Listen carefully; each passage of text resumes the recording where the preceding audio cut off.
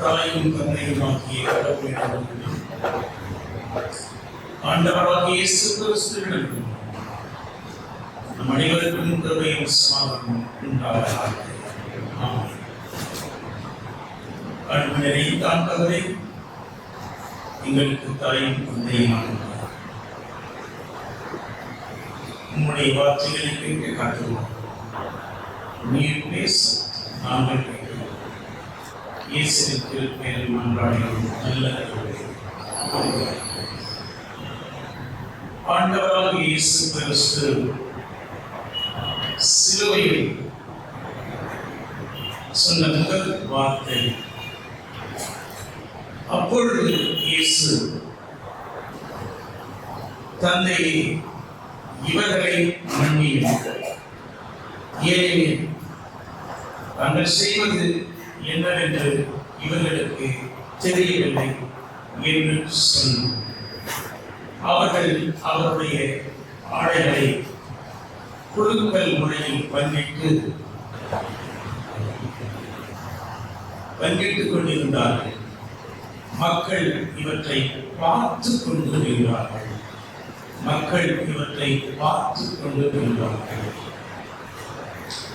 லூக்கா 23:4. அன்புக்குரிய ஆண்டவராகிய இயேசு கிறிஸ்து சிலுவையில் சொன்ன 7 வார்த்தைகளில் முதல் வார்த்தையும் 7வது வார்த்தையும் ஒரு இறை வேண்டாக அமைகிறது. இயேசுவின் வாழ்வு கடவுளை சார்ந்த வாழ்வாயிருந்தது. தன் வாழ்வின் எல்லா நிலைகளிலும் அவர் கடவுள் என்று தன் தந்தையை அழைக்காமல் இந்த உலகத்துக்கு தன்னை அழைப்பிய கடவுளை தந்தை என்றே 84 முறை அழைத்தார்.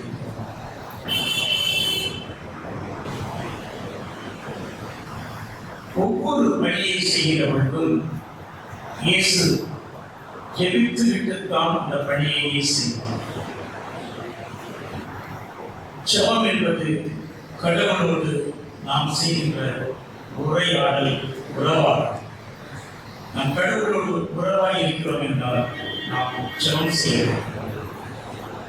இயேசு செய்த ஜெபங்கள் பணியை தொடங்குகின்ற பொழுது உபவாச ஜெபம் 4:2, சீடர்களை தெரிவு செய்த பொழுது இரவு முழுவதும் ஜெபம் லூக்கா 6:12, அப்பம் பெருக்க யோவான் 6:11 ஜெபம், லாசருவை உயிரோடு எழுப்பிய பொழுது யோவான் 11:12 ஜெபம், அந்நியர்கள் கிரேக்கர்கள் தன்னை காண ஆவல் கொண்டு ஏங்கிய பொழுது தேடிய பொழுது இயேசு செய்த ஜெபம் யோவான் 12:27, சிலுவையை குறித்து பேதுரு அச்சுறுத்திய பொழுது கடவுளின் பலம் வேண்டி மலை மீது ஏறி இயேசு ஜெபம் லூக்கா 9:28,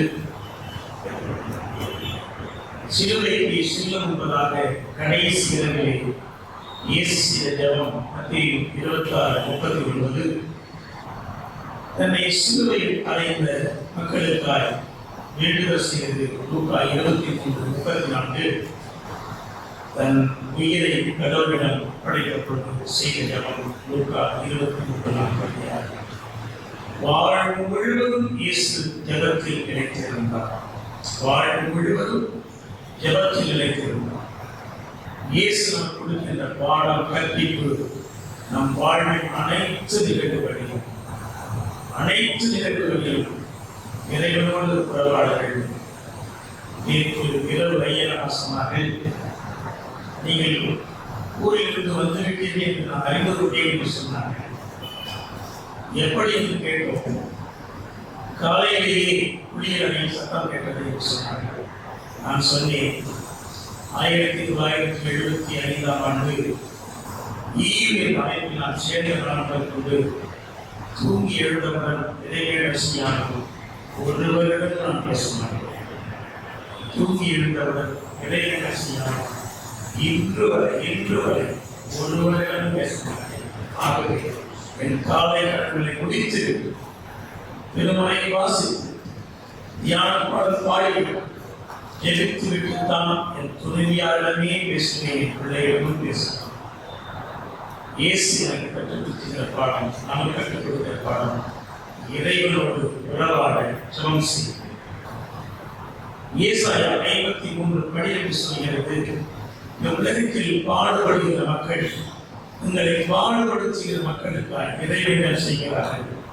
ஏசாயா 53:12. ஆண்டவர் இயேசு கிறிஸ்து தன் சீடருக்கு சொல்வார், உங்களுடைய பகைவர்களுக்காக நீங்கள் இறைவன் செய்யுங்கள் என்று அவர் சொல்வார்.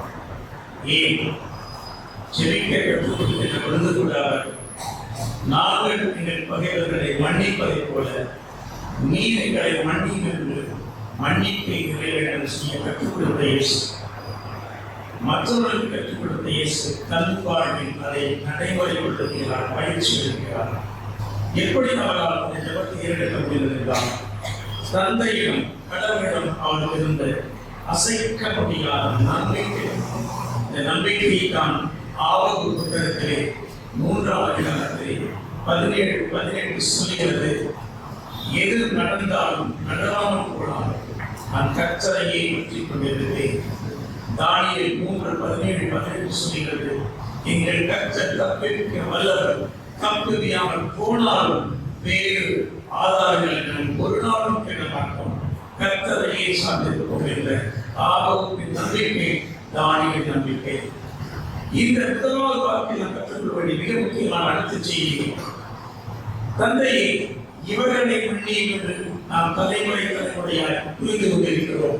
ஆனால் மூல மொழியில் இவர்கள் என்ற வார்த்தை இல்லை, அவர்கள் என்ற வார்த்தை தான் இருக்கிறது.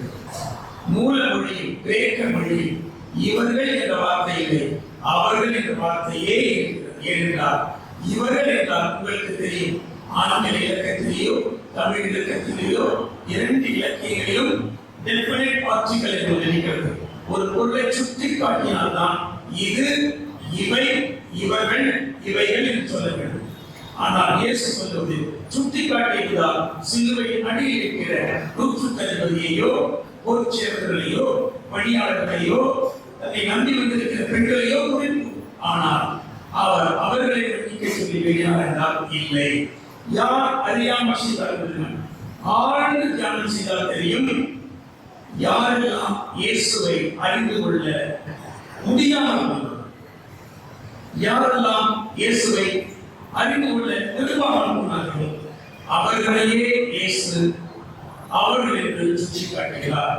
சமய தலைவர்களும் அரசியல் தலைவர்களும் இயேசுவை புரிந்து கொள்ள அறிந்து கொள்ள கொஞ்சம் கூட முயற்சி எடுக்கவில்லை. அதுவே அவர்களுக்கு பிழையாக இருக்கிறது. காரணம், அவர்கள் எதிர்பார்த்த மேசியா யூதேயாவில் பெத்லகேமில் பிறந்து அங்கே வாழ்ந்து அங்கே பணி செய்வார் என்று எதிர்பார்த்தார்கள். ஆனால் நடந்ததோ வேறு. இயேசுவின் வாழ்வு யூதருக்காய் இருக்கும் என்று நம்பினார்கள். ஆனால் இயேசுவோ யூதேயாவுக்கு வெளியே கலிலேயாவிலும் தெக்கப்பொழியிலும் சமாரியாவிலும் தீருவிலும் சீதோனிலும் சுற்றித்திருந்து பணி செய்தார். ஆகவே யூதர்களால் இயேசுவை அறிந்து கொள்ள முடியவில்லை. இயேசுவின் கற்பிப்புகள், போதனைகள், டீச்சிங்ஸ் எதுவுமே யூதர்களுக்கு சாதனையாக இல்லை. காரணம் என்னவென்றால் அவருடைய போதனை முழுவதும் ஏழை மக்களுக்கும் எளிய மக்களுக்கும் திக்கற்ற மக்களுக்கும் அலைநிலை மக்களுக்கும் பசியுற்ற மக்களுக்கும் நோயுற்ற மக்களுக்கும் இருந்த மக்களுக்கும் ஆதரப்படுத்தும் செய்தியாகவும் நம்பிக்கை கொடுக்கும் செய்தியாக இருந்தபடியால் இயேசுவை அறிந்து கொள்ள முடியவில்லை.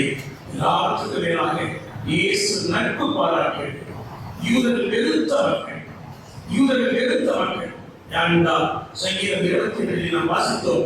நாயகன் என்று சொல்லப்படுகிறது, நாயகன் என்று சொல்லப்படுகிறது. வீட்டு போய் வீழ்ச்சி படையுங்கள். சங்கீதம் 22 நாயகன் என்று சொல்லப்படுகிறது. சமாரியர்கள், கலிலேயர்கள், அந்நியர்கள் அவர்களோடு மாத்திரமே இயேசு நட்பாக இருந்தார். ஆகவே யூதர்களால் இயேசுவை அறிந்து கொள்ள முடியவில்லை.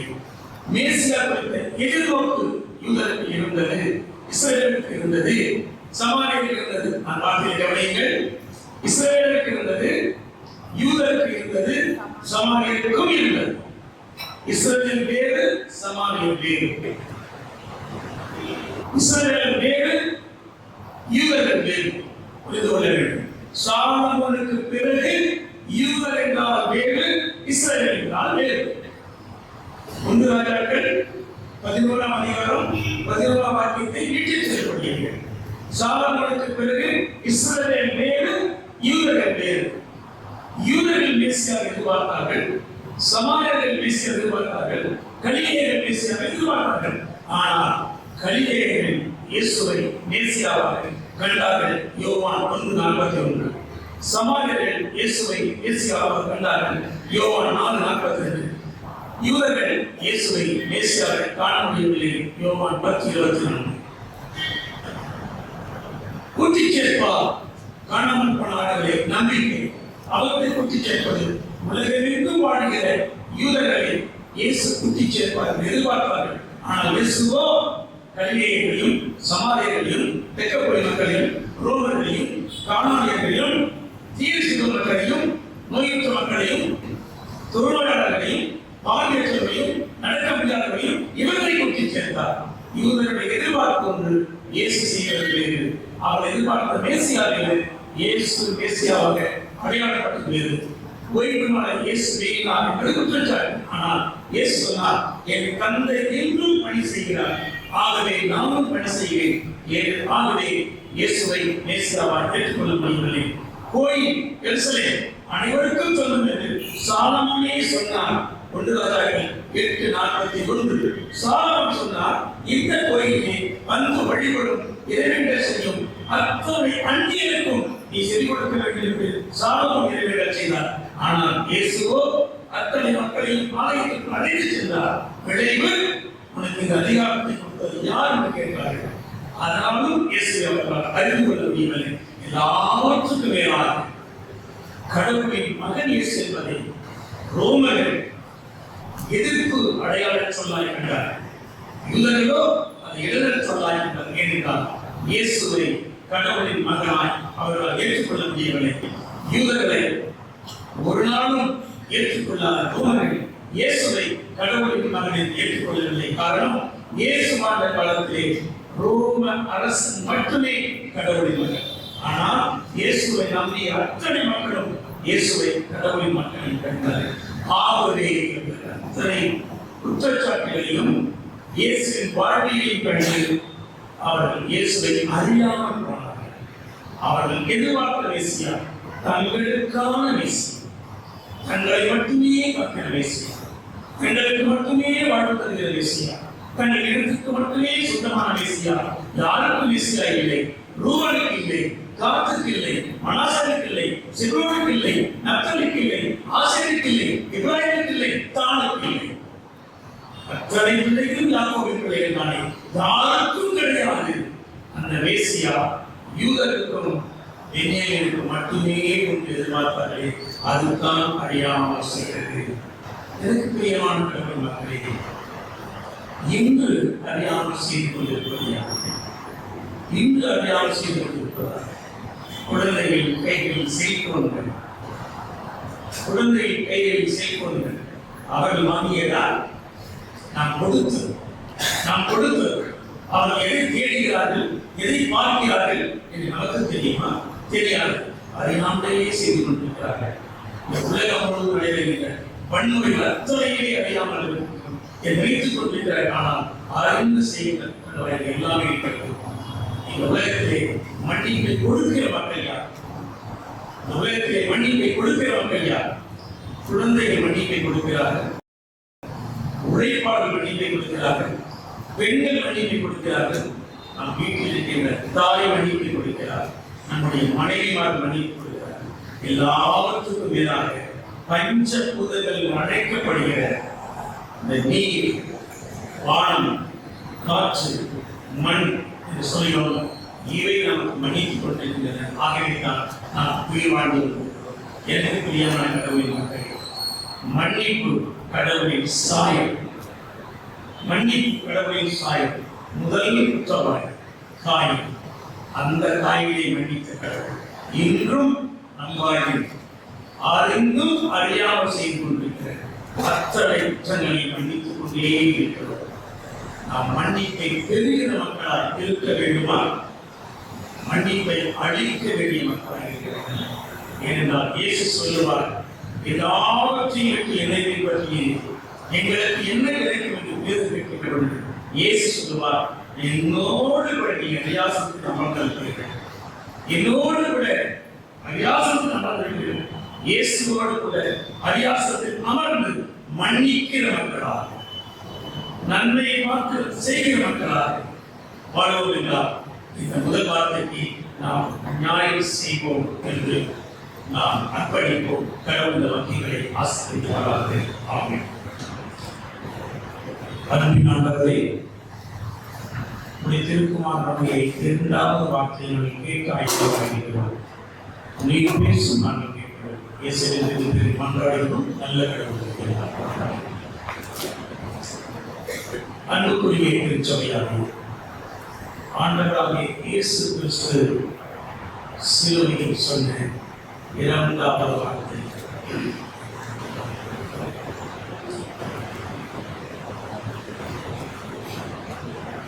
பின்பு அவன், இயேசுவே, நீர் ஆட்சி உரிமை பெற்று வரும் பொழுது என்னை நினைவில் கொள்ளும் என்றார். அதற்கு இயேசு அவனிடம், நீ இன்று எல்லோரும் பெருந்த வீட்டில் இருப்பீர் என்று உறுதியாக உனக்கு சொல்லுகிறேன் என்றார். லூக்கா 23:42-43. அன்புக்குரிய திருச்சபையாரே, உலகத்தில் யாருக்கு மீட்பு என்பதற்கான தெளிவான விடை கிடைக்கிற பகுதியாக இந்த வார்த்தை அமைந்திருக்கிறது. இயேசு சிலுவை செய்கின்ற ஒரு promise, truly I say to you என்று சொன்னார். மெய்யாகவே நான் உனக்கு சொல்கிறேன். இரண்டாவது, காலம் தாழ்த்தாமல் today itself, இன்றைக்கே என்று சொல்லப்படுகிற வார்த்தை. சகேயை சொல்லுவார், இன்றைக்கு இந்த வீட்டுக்கு நீ கடவுளின் இயேசுவின் வாழ்வில் கால தாமதமே கிடையாது. அந்த நேரத்திலே விடை கிடைக்கும். யார் விடை எதிர்பார்க்கிறார்களோ அவர்களுடைய தேர்தலின் அடிப்படையில் அந்த நேரத்திலேயே விடை கிடைக்கும். மூன்றாவது குறிப்பு, என்னுடன் இருப்பார், எங்கும் கிடையாது. கடவுளோடு இருப்பதற்கான பேரான ஆசீர்வாதமான பாக்கியமான பெரும் பேரு கிடைக்கிறது. முக்கிய செய்திகள் சிலுவையை பார்க்கிறோம்னா 3 நிலையை பார்க்கிறோம். ஒன்று, கிறிஸ்தவனுடைய பார்வையில் 2 கல்வர்கள், திருமறை அப்படித்தான் இருக்கிறது. ரோமனுடைய பார்வையில் 3 கல்வர்கள், இயேசுவும் கல்வர்கள். யூதரை பார்வையில் ஒரே கல்வன், அது இயேசு. யூதரை பார்வையில் ஒரே கல்வன் இயேசு. ரோமனுக்கு எதிராக இருந்தார் இயேசு. நமக்கு இயேசு எப்படி இருக்கிறார்? யூதருக்கு எதிராக இருந்தார் இயேசு. நமக்கு இயேசு எப்படி இருக்கிறார்? தீர்மானம் செய்ய அழைக்கப்பட்டுள்ளது. ஏன் ரோமருக்கு எதிராக இருந்தார்? லூக்கா 23:2-5 ஆகிய வார்த்தைகள் சொல்கிறது, கப்பம் கட்ட வேண்டாம் என்றும் மக்களுக்கு புதிய பண்பாட்டை கற்றுக் கொடுத்தார். ஆகவே யூதருக்கும் ரோமருக்கும் அவர் எதிரியாக இருந்தார். ஆகவே இயேசு சிலுவையில் அறையப்பட்டார். இந்த சூழலில் 3 சிலுவையில் தொங்கிக் கொண்டிருக்கிறார்கள். 2 கல்வர்களுமே இயேசுவை கேலி பேசுகிறார்கள். கிறிஸ்துவ திருமறையில் கல்வர்கள் எழுதப்பட்டிருப்பதாலே அவர் கல்வர்கள் கிடையாது. காரணம், சிலுவை மரணம் என்பது அன்புக்குரிய திருச்சபையை கற்றுக்கொண்டு செல்ல வேண்டும். சிலுவை மரணம் என்பது பொலிட்டிக்கல் மரணம், பியூர்லி பொலிட்டிக்கல் மரணம். யாரெல்லாம் ஸ்பெயின் முதல் யூப்ரட்டிஸ் வரை, கருங்கடல் முதல் எத்தியோப்பியா வரை ரோம பேரரசு இந்த ரோம பேரரசில் ரோம அரசுக்கு யாரெல்லாம் எதிராக இருக்கிறார்களோ அத்தனை பேரையும் சிலுவையை தொங்க விடுவார். ஏன்? மற்றவர்களுக்கு பாடமாய் இருக்க வேண்டும். துடிதுடித்து சாவதை பார்த்து இனி யாரும் என்ன செய்யக்கூடாது, ரோமனுக்கு எதிராக எழுந்து விடக்கூடாது என்பதற்காகவே கொடிய மரணமானது நிர்வாண மரணம், நிர்வாண மரணம், கொடிய மரணம். ஆகவே இயேசு சொல்வார், என்னை விட்டு இந்த பாத்திரம் நீங்க கொடுமானார். மரணத்துக்கு இயேசு பயப்படவில்லை, மாறாக அந்த நிலையை பயப்படார். என் தாய் இருப்பார், என் சகோதரர்கள் இருப்பார்கள், என் தோழிகள் இருப்பார்கள், நான் எப்படி இருப்பது? அப்படி நான் எப்படி இருப்பேன்? என் கடவுளே, என் தந்தையே, வேறு வழி என்றால் நான் சாவதற்கு நான் தயார். ஆனால் சிலுவையில் நிர்வாணமாய் நான் அறிக்கைகிறார். அதற்கான போராட்டம் தான் கெத்செமனே போராட்டம். நமக்காக அவர் அவமானம் அடைந்தார். ஒவ்வொரு குழந்தையை பிறப்பதற்காக ஒவ்வொரு தாய் படுகின்ற நேரங்கள் எத்தனை ஆண்டுகளுக்கு நினைத்து பார்த்திருக்கிறோம். நாம் எத்தனை ஆண்டுகள் என் தாய் என்னை பெற்றெடுக்க எப்படி இருந்திருப்பார் நினைத்தால் போதும். ஆண்கள் எழுதுங்கள், அம்மா என்னை மன்னியும் என்று சொல்லுவோம், மனைவியே என்னை மன்னியும் என்று சொல்லுவோம். ஏன் தெரியுமா? இயேசு என்ற நிலையில் இருந்தாலும் நமக்கு உயிர் கொடுக்க. ஹல்லேலூயா சொல்லுங்க, சொல்லுங்க. நான் நம்ப மாட்டேன், நான் நம்பவே மாட்டேன்.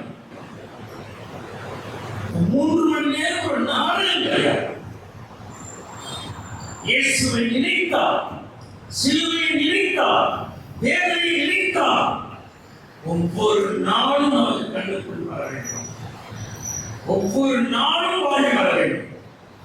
3 மணி நேரம் மாத்திரை யாருக்கு இயேசுவே, என் தந்தையே, வாயின் ஒவ்வொரு நொடி பொழுதுகள் இயேசுவே, நீ இல்லை என்றால் நான் இல்லை, நீ இல்லை என்றால் நான் இல்லை. ஒரே ஒரு நாள் வாழ முயற்சி, ஒரே ஒரு நாள் என் இயேசுவுக்காக நான் வாழ்வேன் என்று தீர்மானிக்க நான் அழைக்கப்படுகிறோம். அந்த இருவரும் ரோம அரசுக்காக கிளர்ச்சி செய்தவர்கள், கலகம் செய்தவர்கள். இயேசுவை போல இயேசுவும் கலகக்காரன் தான். ஏன்?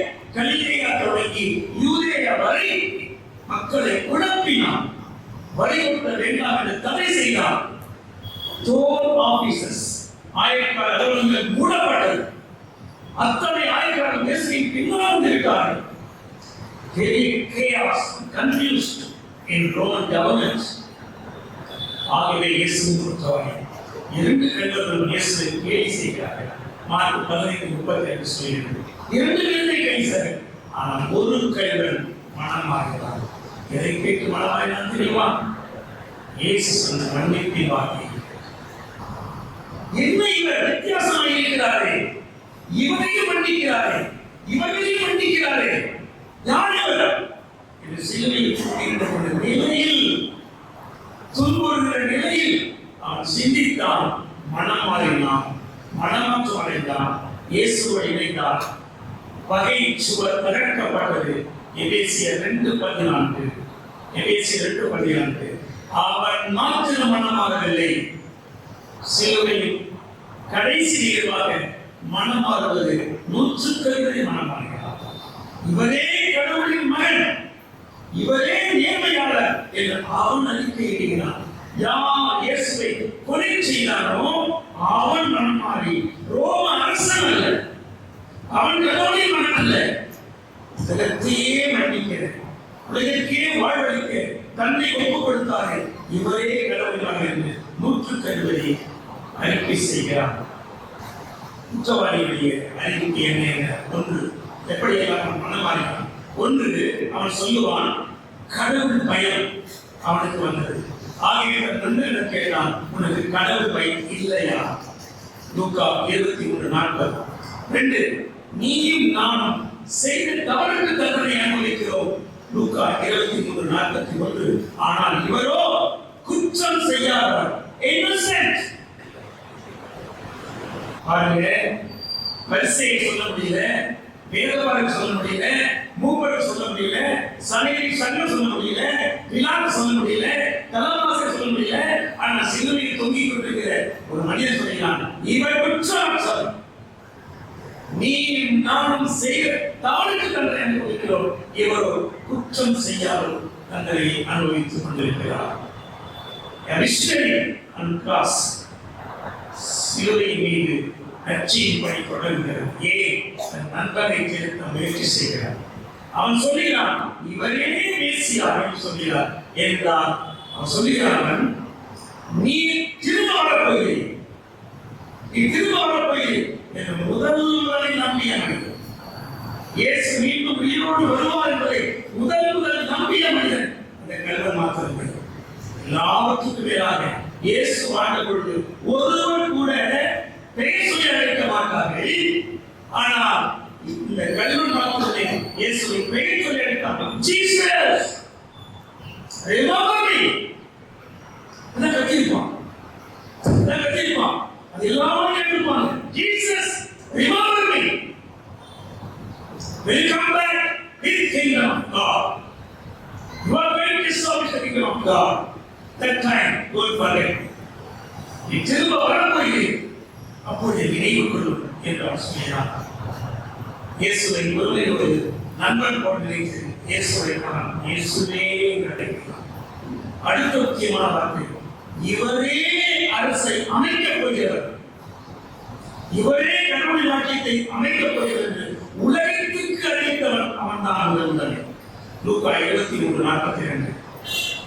மீண்டும் வருவார். இரண்டாவது வருகையை முதல் சொன்னார். இரண்டாவது வருகையை முதல் சொன்னார். செகண்ட் வருகையை அவன் தான்.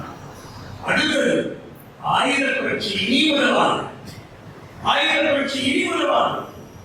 உலகத்திற்கே அழைவோர். இந்த உலகமே நம்பி இருப்பது ஆயுதங்களை மட்டும்தான். நாம் இப்படி பணத்தை நம்பி இருக்கிறோம். பணத்தை நம்பி இருந்தால் கூட பரவாயில்லை.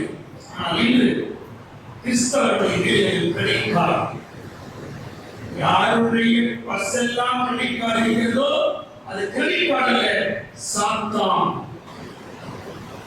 யாருடைய கடனில் எல்லாம் கிரெடிட் கார்டு இருக்கிறதோ இன்றே தூக்கியே திருமறை சொல்கிறது, கடன் வாங்காது இருப்பாயாக.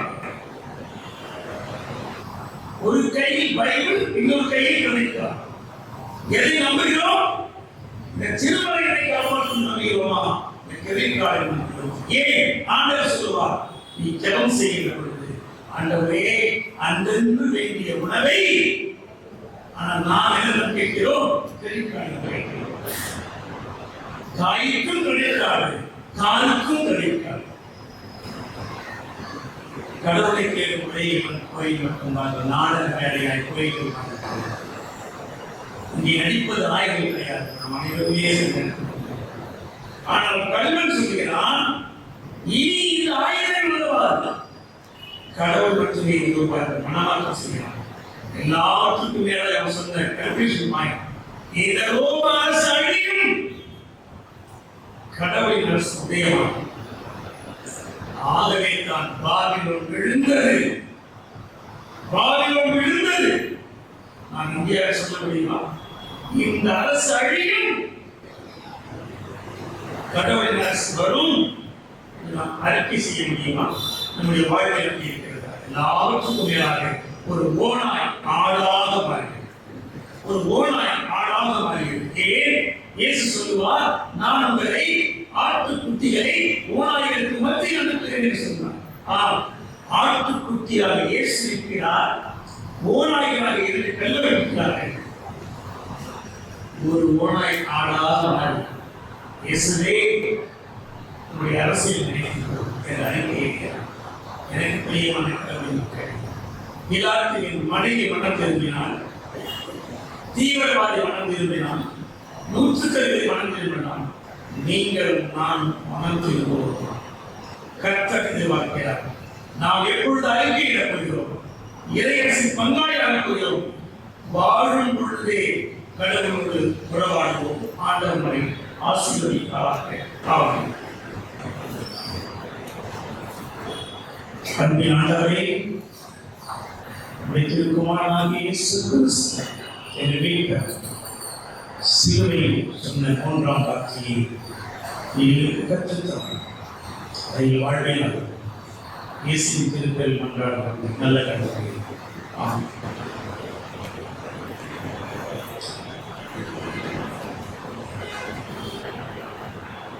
சிலுவையின் அருகில் இயேசுவின்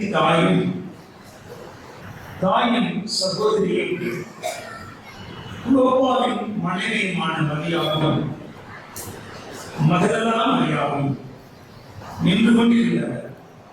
இயேசு தம் தாயையும் அருகில் என்ற தம் அன்பு சீடரையும் கண்டு தம் தாயிடம், மா, இவரே உன் மகன் என்றார்.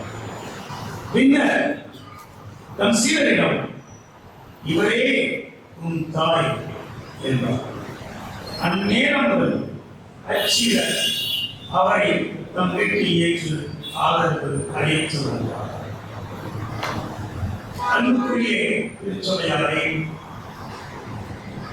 தவறு செய்தவர்களை மாத்திரம் மன்னியாமல் தாங்கள் செய்வது தவறென்றே தெரியாமல் செய்கிற மக்களையும் மன்னிக்கிற ஆண்டவராய் அவரை இருக்கிறார் என்பதையும்,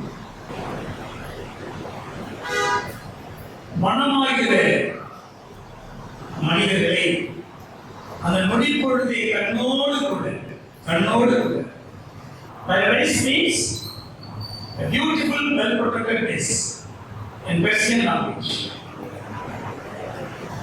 Beautiful and protected place, that's paradise. கண்ணோடு அந்த நொடியை இணைத்துக் கொண்ட அனுபவத்தையும் நாம் கற்றுக்கொண்டோம். இந்த நொடிப்பொழுது இயேசுவின் பிள்ளைகளாய் மாறுவோம் என்றார். 3வது மொழி தியானம் செய்ய நாம் தகுதியுடையவர்கள். மன்னிப்பை பெற்ற மக்களாக அல்லது மன்னிப்பை அளிக்கும் மக்களாக நாம் மாறி கிறிஸ்துவோடு வாழும் பாக்கியத்தை நாம் பெற்றிருந்தால் நாம் செய்ய வேண்டிய கடமை 3வது. இது யோவானின் மிகச்சிறப்பான ஒரு வாக்கியம். யோவானின் மக்கள்தான் 3, 5, 6 ஆகிய 3 வாக்கியங்கள் எழுதப்பட்டிருக்கிறது. ஆனால் யோவானின் ஒரு சிறப்பு என்னவென்றால், மத்தேயு, மார்க்கு, லூக்கா 3 நற்செய்திகளிலும் இயேசுவின் தாயின் அடையாளம் பெயர் இருக்கும். ஆனால் யோவான் நற்செய்தியிலோ எந்த இடத்திலும் இயேசுவின் தாயார் பெயர் வராது. யோவான் நற்செய்திகளில் எந்த இடத்திலும் இயேசுவின் தாயார் மரியாள் என்று பெயர் வராது. 2வது குறிப்பு, அன்பான சீடன் யாருக்க குறிப்பும் எதுவுமே வராது. அன்பான சீடன் யாருக்க குறிப்பும் எதுவும் வராது. தாயின் பெயரும் எதுவும் வராது. ஆனால் அடையாளமே இல்லாத தாயையும் அடையாளமே இல்லாத சீடனையும் உறவாக்குகிறார். இந்த உலகத்தில் அடையாளம் இல்லாத மக்களுக்கு உறவை ஏற்படுத்தி கொடுக்க ஒரு ஆண்டவரே, எனக்கு ஒருவரும் இல்லை.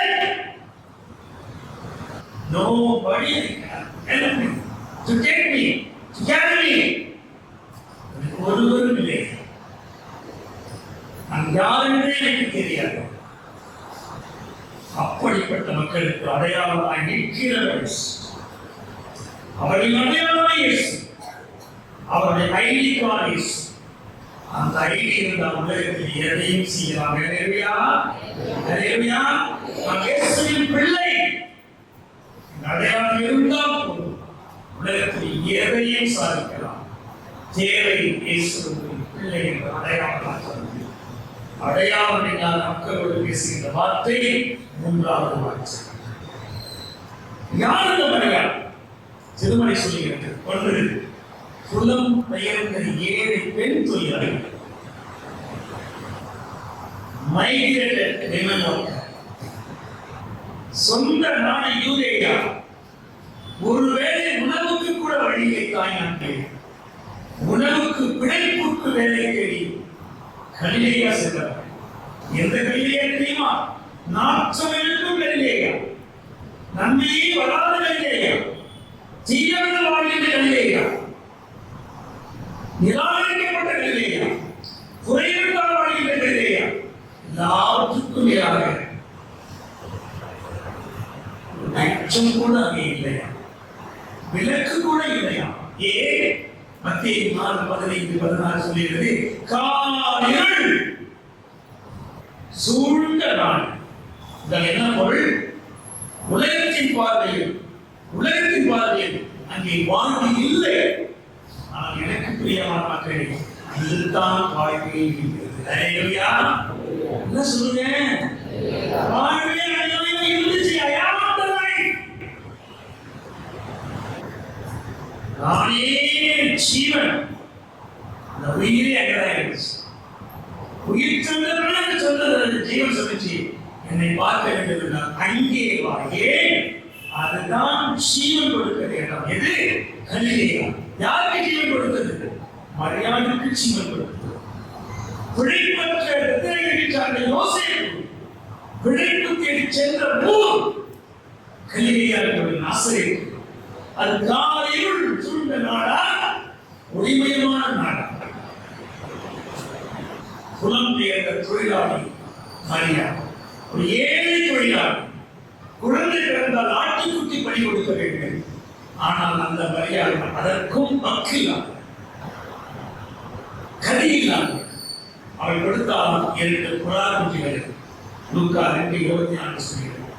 ஒரு ஆசாரியர்களுக்கு சார்ந்த பெண், எலிசபெத்தின் உறவில் அவள், ஆனால் வாழ்விலே கல்லியை அடையாளப்படுத்திக் கொண்டு கல்லியே பெண்ணாக வாழ்ந்தார்கள்.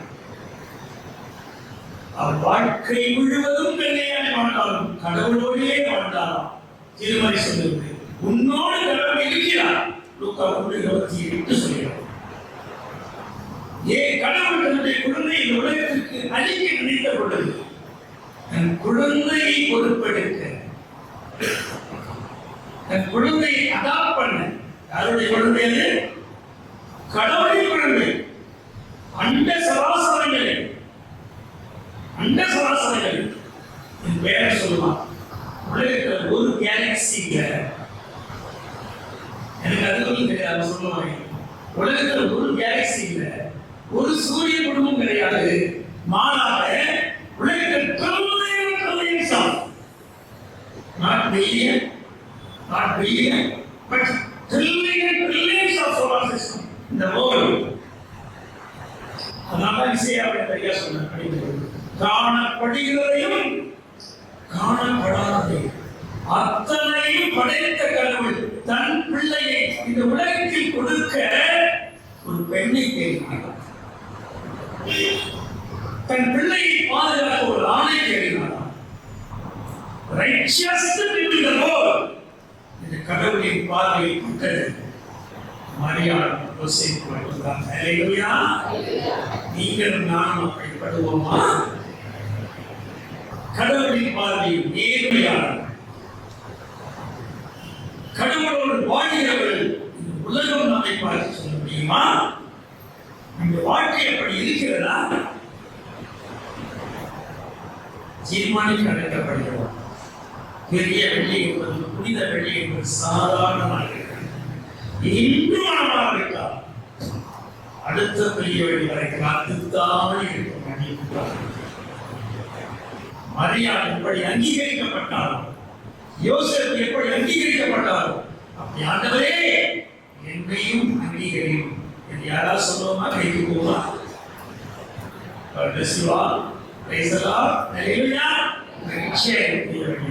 முயற்சி செய்யும். முயற்சி செய்யும். யாக்கோபு செய்யாத முயற்சியா? யாக்கோபு செய்யாத முயற்சியா? எல்லாத்தையும் இருந்து தனியே இருந்தான். அதான் ஆதியாகமம் சொல்கிறது. He stand alone, having nothing to what? To get the forgiveness of Esau. ஏசாவுக்கு மன்னிப்பு பெற he said everything. Nothing done, include the Rebecca. Having nothing. ஏன் சொல்கிறது? அவன் தனித்து இருந்தான். இரவு முழுவதும் போராடினான். ஆண்டவரே நீரை மன்னித்தாரே ஒழிய. உலகத்திலேயே பெரிய ஆசீர்வாதம் தெரியுமா? மன்னிப்பு தாங்க. ஹல்லேலூயா, ஹல்லேலூயா. பண ஆசீர்வாதமே கிடையாது. யாருக்கு பணம் இல்லை? யாருக்கு பணம் இல்லை? உலகத்தில் என்ன எனக்கு நானே இல்லை.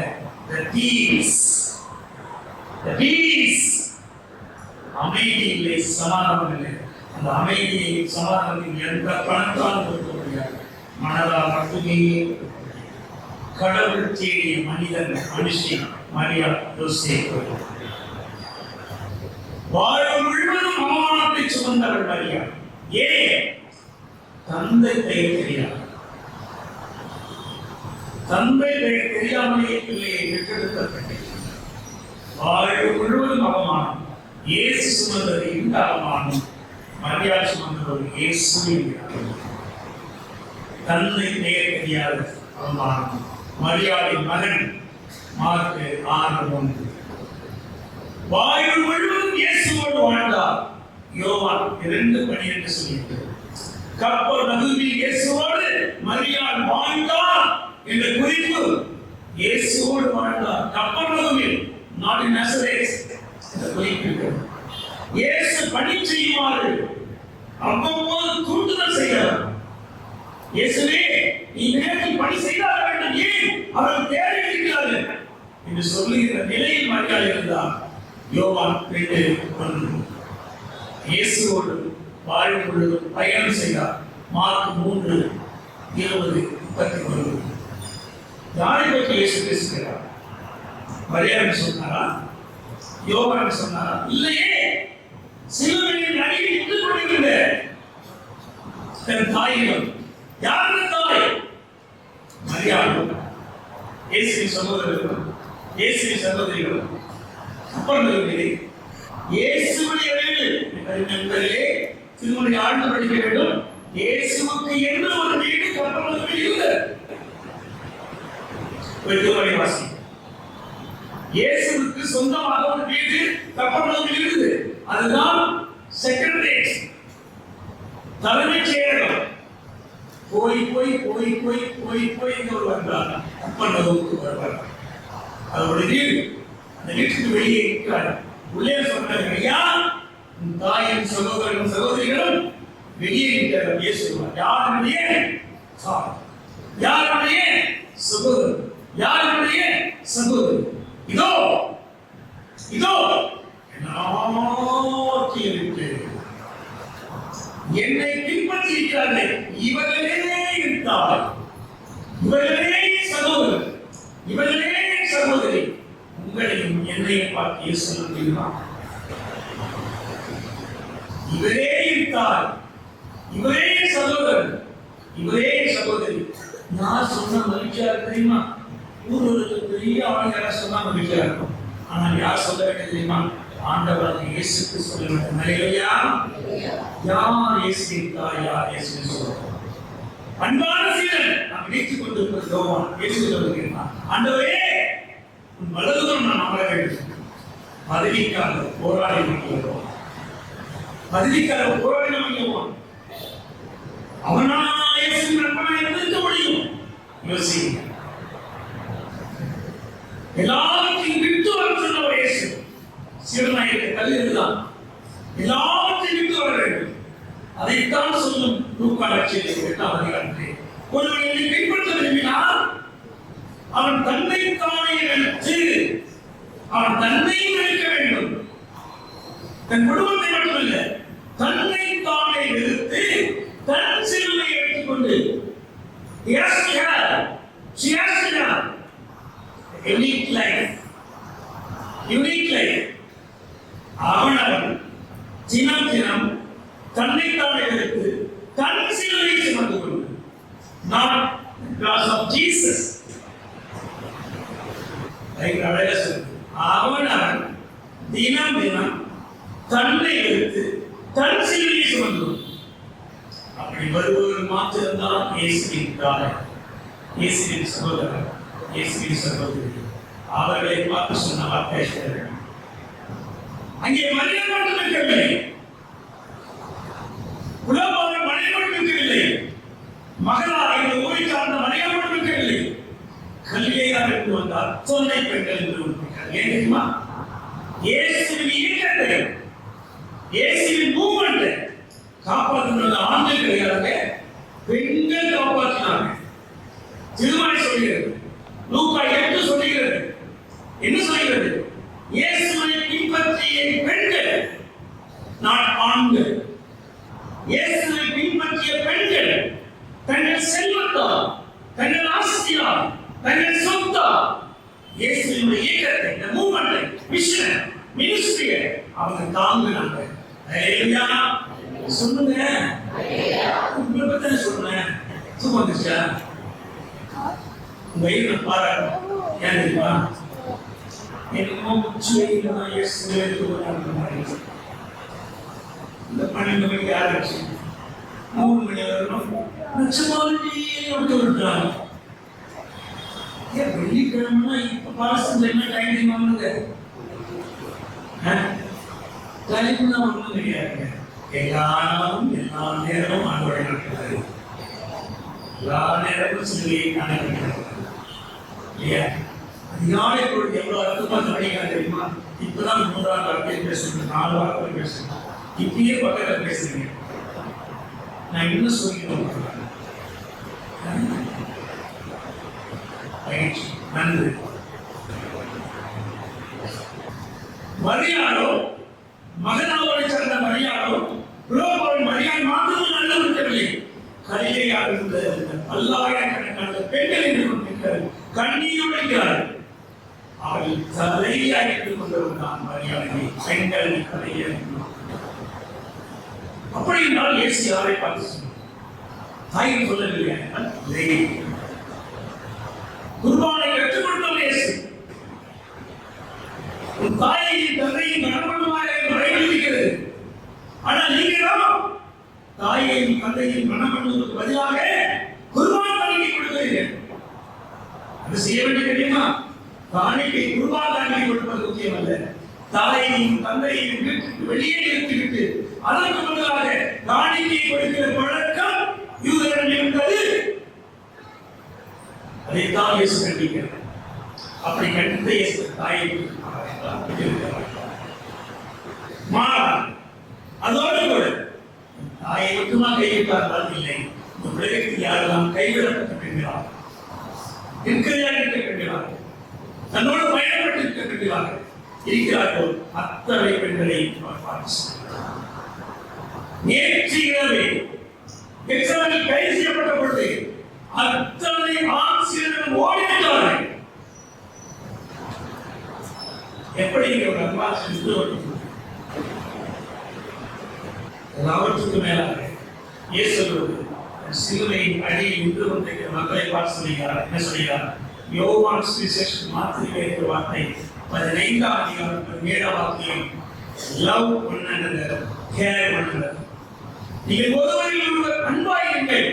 இது சொல்லப்படுகின்ற விசேஷம் யோவான் சுவிசேஷம் மாத்திரம்தான். அப்படி என்றால் அதோ ஒரு மகன், சீடனே அதோ ஒரு தாய் என்று யாரை பார்த்து சொன்னார்? இயேசுவை நம்பிய, நன்றாய் இயேசுவை நம்பிய. என்ன பொருள்?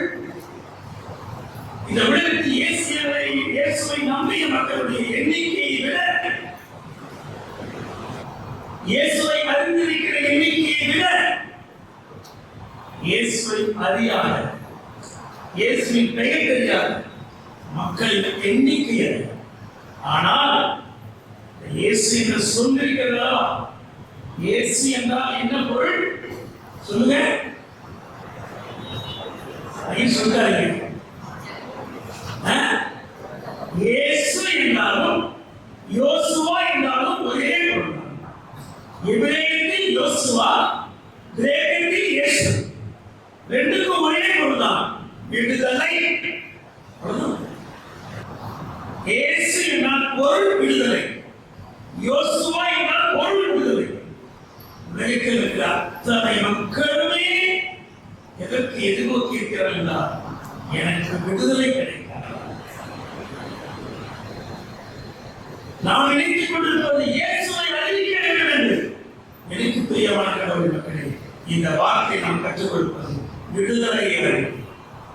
Declare the freedom, declare the liberation, eternal life. ஏன் நீ விடுதலை அடைந்தால் நீ இயேசுவை அடைவது சமம். நீ விடுதலை அடைந்தால் அது கிறிஸ்துவை அடைவது சமம். நீ விடுதலை அடைந்தால் அது மீட்பை அடைவது சமம். நீ விடுதலை அடைந்தால் நற்செய்தி அடைவது சமம். இயேசு தன் சிலுவைகளில் இயேசுவே உன்னை நம்பி வந்தோமே கலிலேய பகுதி பசியும் வெயிலும் இவ்வளவு நாடுகளுக்கு நாடு வந்தோமே நான் இவ்வளவுதான் இங்கு அண்ணாவை அழைத்துக் கொண்டிருக்கிறேன் அந்த மக்களை பார்த்து சொன்னார் ஒருவரில் ஒருவர் அன்பாயிருந்தார். Take care each other. பெண்களே அம்மாமாரே அம்மாமாரே ஆண்களே ஆண்களே சிலரே பெண்களை இயேசு ஒரு புதிய உறவை ஒரு புதிய சமூகத்தை திருச்சபையில் இயேசு உருவாக்குகிறார். இந்த மூன்றாவது வார்த்தை தான் திருச்சபை உருவாக்கப்பட்ட சூழல்.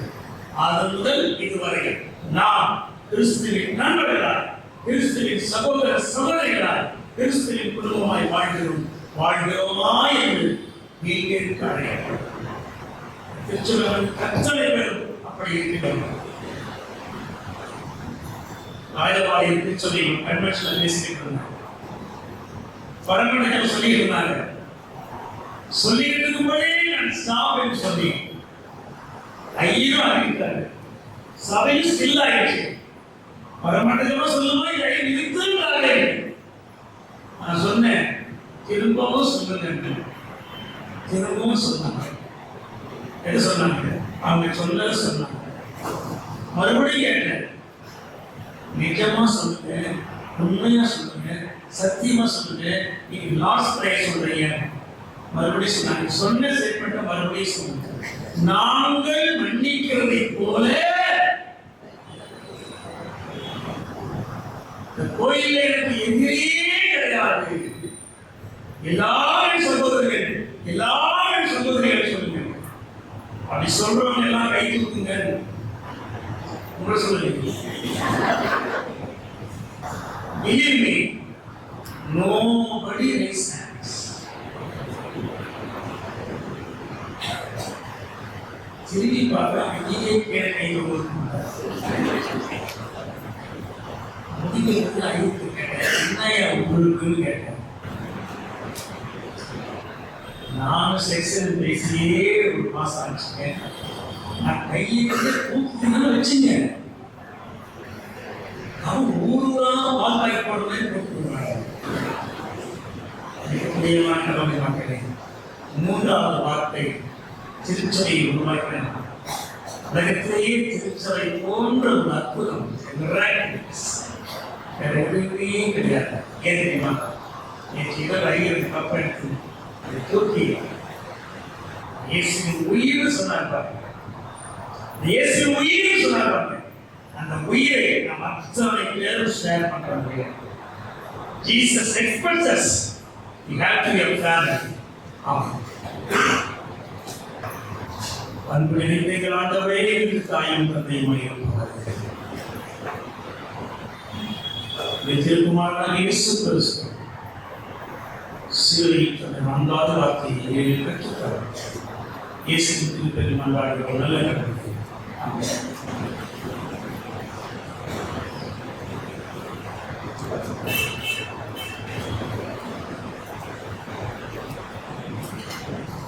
நண்பகல் வந்த பொழுது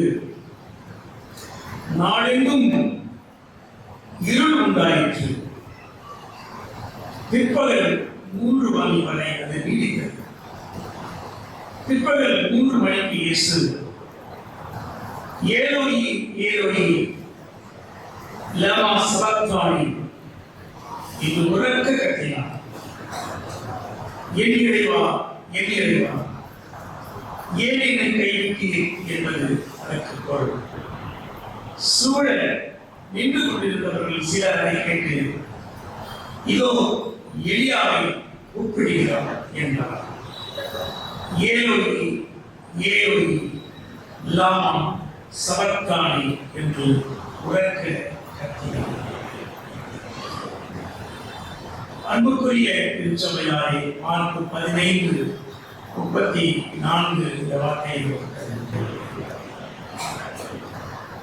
மத்தேயு 27:46 பகுதியிலும் இதை நாம் வாசிக்கிறோம்.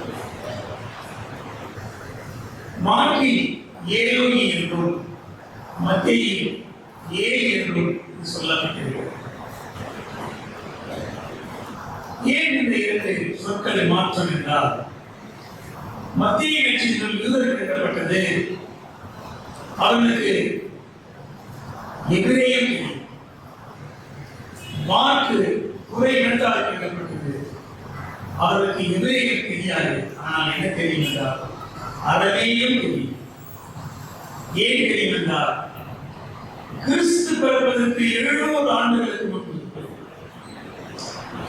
இயேசு பிறப்பதற்கு 700 ஆண்டுகளுக்கு முன்பு அசீரிய மன்னர்கள் 1, 2, 3 திக்பேசர்கள் சனகை கொண்டவர்கள்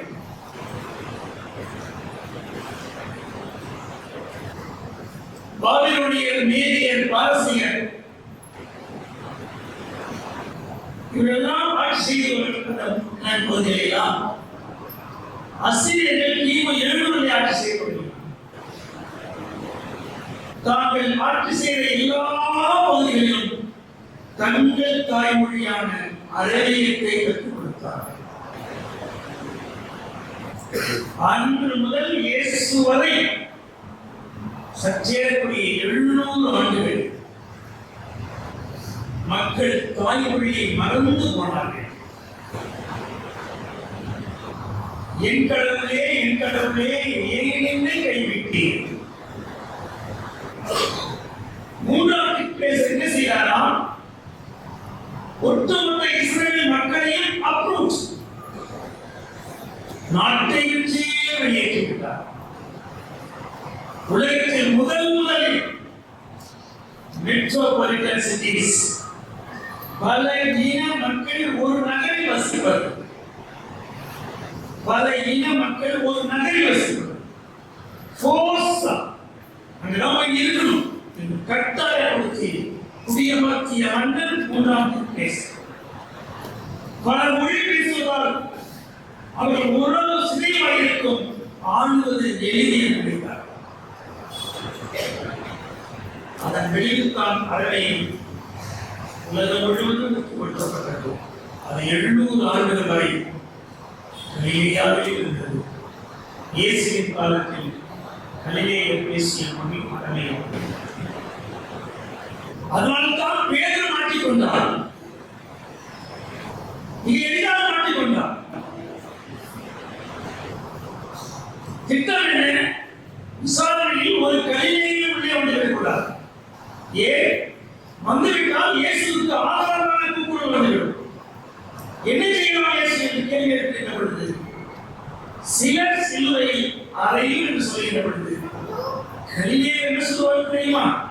என்ன சொல்லுவாங்க? சொல்லுவாங்க இல்லையா? என்ன செய்ய சொல்லுவாங்க? கேட்கலீங்க, கேட்கலீங்க, சத்தமா சொல்லுங்க. இயேசுவை, இயேசுவை, இயேசுவை பழினாங்க, பழில வெளியே போய் பாருங்க, வெளியே போய் பாருங்க. ஒரு அரசியல் தலைவரை கைது செய்துவிட்டால் அடுத்த நொடி தெருவு தெருவு கட்டுறாங்க, வானமே கழித்து போகுது. ஆனா கிறிஸ்தவன் மட்டும் தெரியாது. ஏன் தெரியுமா? இந்த மௌனமா ஜெபம் பண்ணியே பழக்கப்பட்டிருக்கா.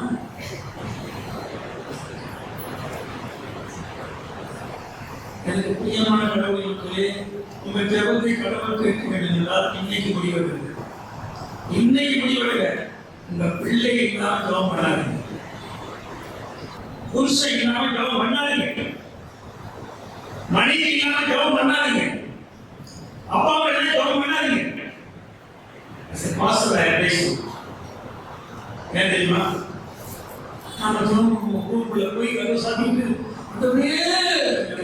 பாருப்பா, அவ பண்ற ட்ரெஸ் பாருப்பா, போட பாருப்பா, கத்து கத்து கத்து அழுவே யார் கேட்கணும்? சொல்லுங்க, யார் கேட்கணும்? பொண்ணு கேட்கணும். ஆண்டவரே, வீட்டுக்காரன் பண்ற பாடுகிறே தனியா என்ன பண்ணுங்க? வீட்டுக்காரன் பற்றி கொண்டு என்ன பண்ணுங்க? எனக்கு பிரியமான கடவுளை மக்கள் நேற்று இரவு கூட செலுத்துவாங்க. என் மனைவி நானும் என் மனைவியும் இரவு நானும் அவங்களும் மணி சொல்லுவாங்க, அருமையாய் கொடுத்த என் காரணமாக அந்த சொல்றவர்கள் நான் எதிர்பார்த்துட்டே இருக்கிறேன். என் கொண்டாடி இந்த வார்த்தை சொல்றாளா? சொன்னாதான் ஓரளவு சரியா இருக்கிறாங்க. சொன்னாதான் ஓரளவு சரியா. இப்ப சொல்லுங்க, இயேசுவை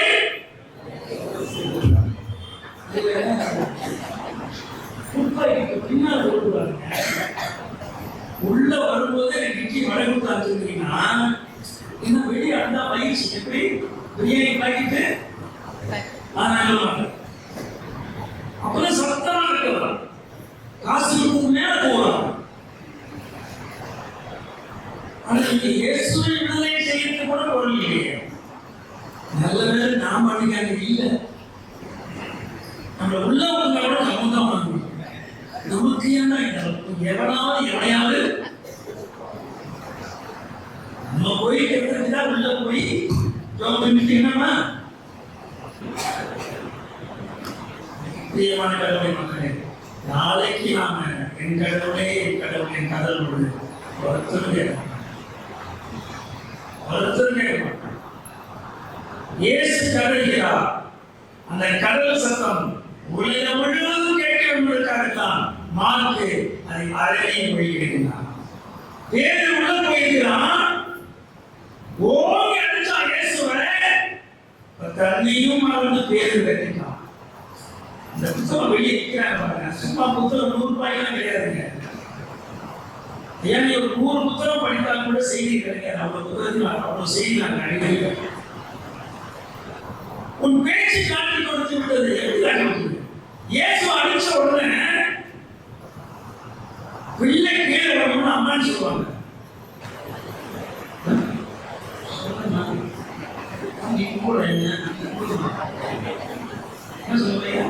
அம்மா ஐயோ அல்லாஹ் சொல்லுவோம். அல்லாஹ் நம்ம இங்கிலீஷ்ல சொல்லுங்க. அல்லாஹ் சொல்லுவோம் இல்ல ஐயோ சொல்லுவோம். உள்ள ஓடுது, வெளியே ஓடுது, கீழே வச்சு உடனே அல்லாஹ் சொல்லுவோமா? என்ன சொல்லுவோம்? ஏன் ஐயோ சொல்லணும்? அதான் தாய்மை. இயேசு அடிச்ச உடனே அவன் கட்டிட்டான். என்ன கட்டிட்டான்? அரணைய வழியில கட்டிட்டான். பின்னாலே எப்படி ஸ்டார் சொல்லிடுச்சு, நீ கிடைக்க முதல்ல வாங்கி படிக்கிறேன். உங்க கட்சி அனுப்புனது 50 கொடுக்குறாங்க. அனுப்புனது 50 கொடுக்குறாங்க. 50 அப்படியே இப்படியாக பேசல. திருச்சபை மீது தேடல் இருக்க வேண்டும். திருமறை மீது தேடல் இருக்க வேண்டும். கற்றுக்கொள்ள கற்றுக்கொள்ள கற்றுக்கொள்ள இன்னும் சத்தியமுள்ள பிள்ளைகளாக வாழ முடியும். சரி, எத்தனை முறை கத்தினார் இயேசு? எவ்வளவு கத்தினார்? எதனால கத்தினார்? இவர் கத்தின கத்து உலகத்தில் கேட்கவில்லை, சூரியனுக்கு கேட்கவில்லை. என் கடவுளே ஏழை கைவிட்டு சொன்ன சூரியன் கண்ண முடிச்சாங்க. சூரியன் கண்ண முடிச்சாங்க. என்னை படைத்தவன் படும் பாடுகளை கண்டு, என்னை படைத்தவன் படும் பாடுகளை கண்டு குழந்தைக்கு ஊசி போடும்போது அம்மா என்ன பண்ணுவாங்க தெரியுமா? அம்மா நல்ல தாய் கண்ணம் வைக்குவாங்க. ஏன்னா உள்ள நமக்கு என்னமோ கொடுக்குற மாதிரி வைக்குவாங்க. நாம திரும்பிக்குவோம். பிள்ளைக்கு டாக்டர் ஊசி போடுறோம். இயேசு குடிக்கின்ற பொழுது சூரியன் கண்களை குடிக்கும். அதற்கு இருந்த உணர்வு இன்று நமக்கு இருக்கிறது. அநீதி செய்யப்படுகிற பொழுது கண்களை திறந்து வைத்திருக்கிறோமா, மூடிக்கிறோம்? கண்ணும் காணாமல் இருக்கிறோமா, கண்டு கொண்டே இருக்கிறோமா? ஆனால் சூரியன் காட்டினார், நான் கண்களை மூடுகிறேன், உலகம் என்னாகிறது இருப்பார். ஏன் நீதியின் சூரியன் பாடுபடுகிறது. நீதியின் சூரியன் பாடுபடுகிறது. நான் எப்படி உலகத்திற்கு வெளிச்சத்தை கொடுக்க முடியும்? என்னை படைத்தவன் அத்தனை பாடல்களை ஏற்படுத்தி ஏன் அவர் எல்லாரும் ஒன்றும் படைக்கப்படவில்லை. யோவான் 1:6 அவர் மூலமாக எல்லாம் படைக்கப்பட்டது. அவர் பாடுபடுகிறார்கள். இயேசுவின் நிர்வாணத்தை பார்க்க சகிக்காத சூரியன் கண்களை மூடிக்கொண்டார். உலகம் முழுவதும் இருக்காதே இயேசுவை யார் பாடுகிறார்? ஹல்லேலூயா. என்ன சொல்லுங்க? ஃபீல் பண்ணுங்க. ஐயோ இயேசுவே, நீ நிர்வாணமாய் இருப்பதை உலகம் பார்க்கிறது. சூரியன் கண்களை மூடிக்கொண்டார். ஒவ்வொரு நாளும் உலகம் நிர்வாணத்தை மாற்றப்பட்டுக் கொண்டே இருக்கிறது. இவன் 100% சொன்னா 1000% சொல்லலாம்.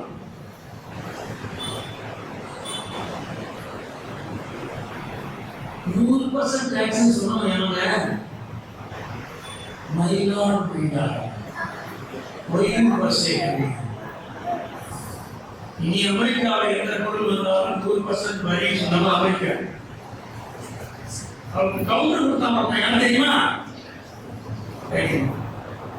சீனாக்காரங்க கவுண்டர் கொடுத்தான். இது என்ன பொருள் யாராவது வந்தாலும் 125% டாக்ஸ் தான். என்ன அப்படின்னா எவனும் என் ஊருக்குள்ள வராதினாங்க, எவனும் என் உள்ள வராது. எல்லாரும் கண்களை மூடிக்கொண்டு கண்டு பண்ணாதாய் எவனும் எதை பண்ணா நமக்கு என்ன? நம்ம கற்ற சூழல்தா முடிஞ்சிச்சு. என் கடவுளை என் கடவுளை என்ன பல முறை கட்டினார் இயேசு. மத்திய 27:40 முதல் முதலில் இயேசு ஜெபத்தில் தந்தையே அழைக்காமல் கடவுளே அழைத்தார். என் கடவுளே என் கடவுளை என்று ஏன் என் கடவுளை என்று சொன்னார். பழைய ஏற்பாட்டில் ஒரு இடத்திலும் கடவுளை தந்தையே என்று யாரும் சொல்ல மாட்டார்கள். கிரேக்க நாட்டிலும் கடவுளை தந்தை என்று சொல்லும் பழக்கமில்லை. இயேசு கடவுளை என்று சொன்னார். இயேசு கலைஞராக இருந்தார், அதிர்ச்சியாக இருந்தார் இல்லை. ஏன் ஏற்று சொன்னேன் என்று யோவான் கைது செய்யப்பட்டாரோ அன்றே இயேசுவுக்கு தெரியும் தனக்கும் இதே கிடைத்தான் வந்திருக்கும். ஆகவே எச்சரிக்கையோடு தான் இயேசு இருந்தார். என்று தொழுநோயாளை ஊருக்கு வெளியேறுபவரை கோயிலுக்கு அனுப்பினாரோ பிரியமான கடவுளின் மக்களே, திருமணியை தெளிவாய் வாசிக்க வேண்டும். நீ போய் ஆசாரியனை காண்பி. ஆசாரியன் எங்கே இருக்கிறான்? கோயிலுக்குள் இருக்கிறான். ஊருக்கு வெளியே இருக்கிற தொழுநோயாளி என்று கோயிலுக்குள் அனுப்பினாரோ அன்றே இயேசுவுக்கு சொல்லுவார்கள். ஜெப ஆலயத்திலிருந்து எப்பொழுது தீயாவியை வெளியே விரட்டினாரோ அன்றே முடிவு செய்தார்கள். expelling the evil spirit. அன்றே இயேசுவுக்கு தெரியும் என்று கோயிலுக்குள் பார்வை இருந்தவர்களையும் நடக்க இயலாதவர்கள் அழைத்து சென்றாரோ அன்றே இயேசுவுக்கு சொல்லினார்கள். யோவான் 6:அதிகாரம் கடைசி வாக்கியம் சொல்லும், உங்கள் ஒருவன் இதை காட்டிக் கொண்டிருப்பார். இயேசுவின் பணி தொடக்கத்திலேயே தெரியும். தனக்குள் தன்னுடன் ஒரு கருப்பாடிகள் என்று சொல்லிவிட்டது. எதிர்பாராமல் நடந்ததல்ல, எதிர்பார்த்து நடந்தது. அப்படி என்றால் என் கடவுளே எதிரே கேள்விட்டு யார் சொல்லுவது? உலகம் முழுவதும் ஆவே முதற்கொண்டு ஹமாஸ் வரை சில ஆண்டு விசார காலம். நான் சொல்வது 24 அல்லது 21. இஸ்ரேல் பாஸ்டர் ஒரு மெசேஜ் கொடுத்தார். இயேசு குழந்தையை கிடத்த மேய்ச்சல் மலைக்கு இடமில்லை. இஸ்ரேல் பாஸ்டர் கொடுத்தார். இயேசு குழந்தையை கிடத்த எங்கள் ஆலயத்தில் கிடத்த மேய்ச்சல் போடுவதற்கு இடமில்லை என்று போட்டிருந்தார். காரணம் சர்ச் பில்டிங் demolishing இந்து போட்டாயிட்டார். அத்தனை மக்களும் கதறினார்கள், என் கடவுளை என் கடவுளை ஏன். சென்னைக்கு பக்கத்தில் ஈகாடு என்ற ஒரு கிராமம். சென்னைக்கு குடிநீர் கொண்டு வருவதற்காக அங்கதான் பெரிய ஆழ்நிலை அமைச்சு பெரிய பெரிய பயிர் கொண்டு வர முடியும். 10 அடி 10 அடிக்கு 10 அடி அகலம் 10 அடி ஆழம் பள்ளியில் மக்கள் போராடி போராடி போராடி பார்த்தார்கள். யாருடைய காலங்களும் கேட்கவில்லை. விடிந்தால் உலகில் இறக்கி இணைப்பது தமிழ்நாட்டுடைய உயரத்தில் வந்துவிட்டார். கிராமத்தில் தங்கி நகர் தங்கிட்டார், திருவள்ளூர் தங்கிட்டார். விடிந்தால் இறக்குவது அந்த ஈக்காட்டை சுற்றி அத்தனை கிராமத்தில் பிறந்த 1 வயதுக்கு உட்பட்ட அத்தனை குழந்தைகளையும் பெற்றோர்கள் அதிகாலை பொழுது அந்த பள்ளத்துக்கு நடந்த நிகழ்ச்சி எடுத்துவிட்டார்கள். அதே வந்து பார்க்கிறார்கள். ஒரே அழுவல் குழந்தைகள் தவறி கொண்டிருக்கிற பெற்றோரை காண்பது. அந்த குழந்தைகள் என்ன அழைக்கிறது? என் கடவுளே என் கடவுளே ஏன் இதை கைவிட்டீர்? என்ன இடம் இருவாயிருக்கிறதே, என் வீடு இல்லையே, என் தாய் இல்லையே, என் தகப்பன் இல்லையே, என் சகோதரன் இல்லையே, சகோதரி இல்லையே. குழந்தைகள் கதறுகிறார். அதிகாரிகள் கேட்டு கண்டுபிடித்து பெற்றோர்கள் கேட்டால் குழந்தையை தூக்குங்கள் என்றால் இருந்தாலும் என் பிள்ளைகள் இருக்கத்தான். ஏன் நாங்கள் நீர் ஆதாரம் இல்லாமல் போனால் இங்க நாங்கள் வாழ முடியாது. என் பிள்ளை இன்றே அந்த திட்டத்திற்கு முற்றுப்புள்ளி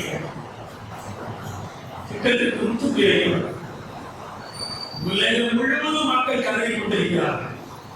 என் கடவுளை என் கடவுளை ஏன் மனம் மாறினது யார் தெரியுமா? தானியேல் மனமானவில்லை, சாத்தான் மேஷாக் ஆபேத்நேகோ மனமானவில்லை. வெளியே நின்று கொண்டிருந்தான் நேபுகாத்நேச்சார், வெளியே நின்று கொண்டிருந்தான் தாரியேல் ராஜா. அவன் மனம் மாறினான். தானியேல் கடவுளே கடவுள், சாத்தான் மேஷாக் ஆபேத்நேகோ கடவுளே கடவுள் என்று துன்பத்துக்கு உள்ளாக்கினார்கள். மனம் மாறினான். எதை கேட்டு? என் கடவுளை என் கடவுளை என்று உலக தோற்றம் முதல் வெளிப்படுத்த 13 சொல்லி உலக தோற்றம் முதல் அடிக்கப்பட்டுக் கொண்டிருக்கின்ற ஆட்டுக்குட்டியாக என்று ஆணையில் அடிபட்டாரோ அன்று முதல் இன்று வரை பட்சம் 3 வயது குழந்தை, 3 வயது பெண் குழந்தை சிதைக்கப்படுகிறது. பள்ளி, அலுவலகங்கள், தெருக்களில், ஊர்களில், இடமில்லாமல் சிதைக்கப்படுகிறார். ஒரு கவல் என்ன? என் கடவுளை என் கடவுளை எல்லாவற்றுக்கும் மேலாக ஏரிகள் கட்டுகின்றன, ஆறுகள் கட்டுகின்றன. ஏன்? ஏரி தண்ணீர். நான் குடியிருக்கும் சென்னை வீட்டில் மாலை நேரங்களில் பிள்ளைங்க கல்லுவண்டி போட்டி போவாங்க. நடவண்டி 2 வயசு 1 வயசு பிள்ளைங்க நடவண்டி ஓட்டும், 3 சைக்கிள் சைக்கிள் ஓட்டும், பசங்க சைக்கிள் ஓட்டுவாங்க. இது தெரியல. ஆனால் சென்ற வருஷம் அக்டோபர் நவம்பர்ல அதே தெருவில் போட்டு ஓட்டுறாங்க. போட்டு ஓட்டுறாங்க. என்ன காரணம்? என்ன காரணம்? இருந்த நாயெல்லாம் இங்கு போனது தெரியவில்லை. அதில் போன குழந்தைகள் என் கடவுளே என் கடவுளே, என் தெரு எங்கடா, என் ஊர் எங்கடா, என் மக்கள் எங்கடா.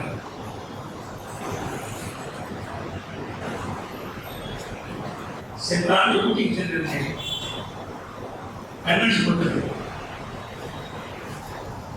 இடதுபுற மலை முழுவதும் செதுக்கப்பட்டிருந்தது. கிழித்திருந்தார். சிகப்பு மண்ணு. மண்ணில் வேரெல்லாம் தூக்கிக்கிட்டு மரத்தின் வேலை தூக்கி கொடுத்தாங்க. ஊட்டி திருச்சபை சொன்னேன், மரங்கள் எல்லாம் பஸ் போகும்போது இப்படி ஆடுது. ஆடுதா? என்ன சொல்ல தெரியுமா? என் கடவுளே என் கடவுளே, அது எதெல்லாம் பற்றி பிடிப்பது, எதெல்லாம் பற்றி பிடிப்பதுதான். கேரளாவில் மண் சரிவு என்கிறோம். அது மண் சரிவு அல்ல, மலையே காணாமல் போயிடுச்சு. மலையே காணாமல் போயிடுச்சு. மலை பெயர்ந்து போயிருக்கிறது, மண் பெயர்ந்து போகிறது. மரங்கள் தவிக்கின்றன, செடிகளில் தவிக்கின்றன. இந்த தெருவில் 2 பக்கமும் வேப்பமரம். சென்னை 2 பக்கமும் வேப்பமரம். எல்லா மரங்களும் பூத்து கொடுக்கும். வாசனை வாசனை அப்படி வாசனை இருக்கு. எத்தனை பேர் வேப்பம்பு வாசனை உணர்ந்து சொல்லுங்க. அது மாதிரி பிரசன்ஸ் உடைய வாழ்க்கையிலே பார்த்தது. மல்லிகைப்பூல தோற்றம் இருக்கு. அப்படி சொல்ல வேப்பம். ஆனா ஒரு காய் காய்க்காக ஒரு பூ பூக்காது. ஏன் தெரியுமா? ஏன் தெரியுமா? சொல்லு.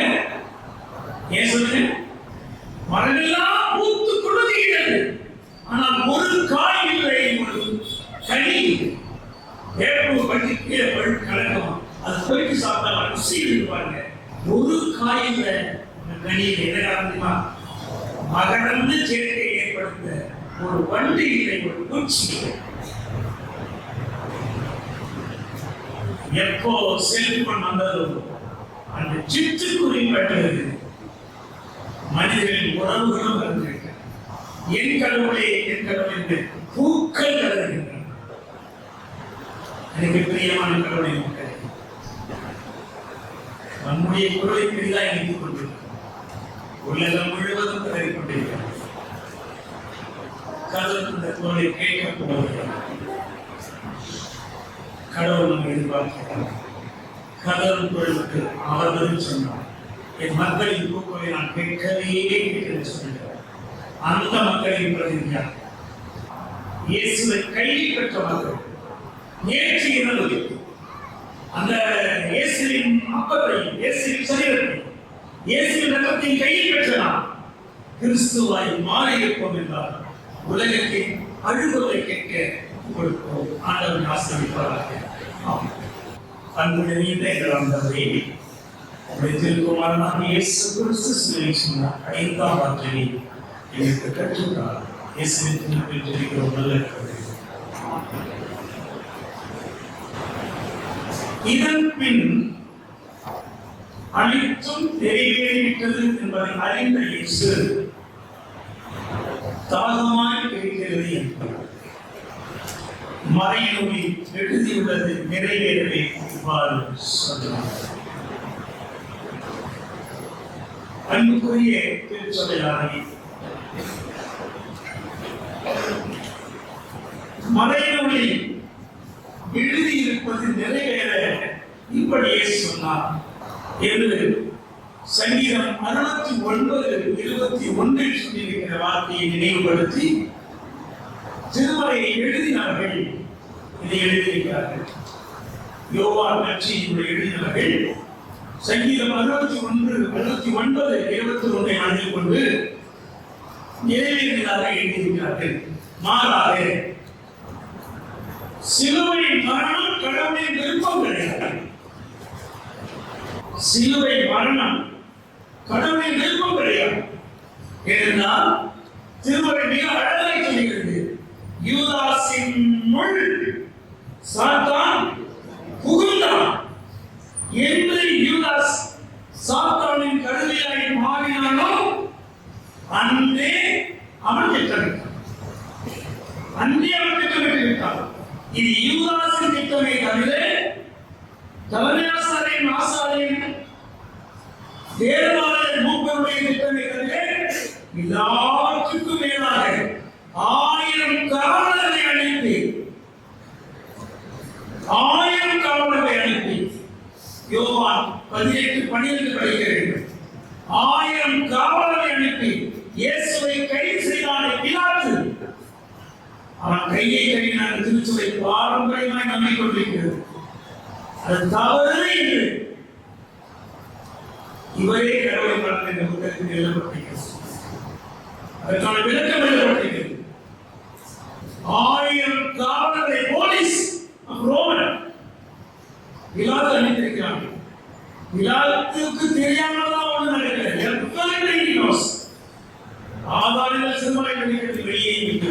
ஏன்? லூக்கா 13:13 சொல்லுகிறது, கலிலேயின் ரத்தத்தை பிலாத்து பலியிடப்பட்டு கொடுக்க வேண்டாம். பலி கொடுக்க இவன் யார்? எருசலேம் கோயிலுக்குள் செல்வதற்கு இவன் யார்? கல்லியரை கொல்ல இவன் யார்? இதெல்லாம் விளக்க நமக்கு தெரிஞ்சுக்கணும். அப்படியெல்லாம் தெரியாதான் இயேசுவின் சிலுவை மரணம் கடவுளின் விருப்பமா, தீர்க்கதரிசி நிறைவேற்றமா, அல்லது பிலாத்து, தலைமையாசாரியர், ஆசாரியர், வேதபாரகர், சமய சங்கம் இப்படி திட்டமிட்ட சதியாக நமக்கு தெரியும். அப்படி என்றால் இயேசு வாழ்க்கையில் தீர்க்கதரிசி நிறைவேறலையா? நிறைவேறது என்று சொன்னீங்களா? ஓடாயின் மாட்டுக்குட்டியும் ஒரே வீட்டில் இருந்தது. எப்படி? சிலோத்தியனாகிய சீமோனும் ஆயக்காரனாகிய சகேயும் ஒன்றாய் சந்திக்கவே முடியாது. வரலாற்று உண்மை. ஒரு சிலோத்தியன் ஒரு ஆயக்காரனை பார்த்து விட்டால் கொண்டுவிடும். ஆனால் 2 பேர் ஒரே வீட்டில் சாப்பிட்டு ஒரே வீட்டில் தூங்குகிறார்கள். ஏசாயா 11 நிறைவேறும். பார்வையிட்டவர்கள் பார்வையிடுவார்கள், நிறைவேறும். நடக்கவில்லை நடப்பார்கள், நிறைவேறும். காரணம் பண்ண ஆட்டத்தை கண்டுபிடிக்கப்பட்டது, நிறைவேறும். காரணம் வெளிச்சமானது, நிறைவேறும். மேசியா வருவார், வந்தார். எல்லாரும் இயேசுவின் வாழ்க்கையில் அவர் பணியின் மூலமாக எல்லாம் நிறைவேறும். இயேசு மன்னிப்பின் அடையாளம். ஆனால் நீங்க 63ஆம் சங்கீதத்தை வாசிப்பேன்னு சொன்னார். அந்த சங்கீதத்திலே 21 முதல் 28 வரை, சங்கீதம் 69 21 முதல் 28 வரை அத்தனை வார்த்தைகளும் எதிரி என்னெல்லாம் சொல்ல முடியும்.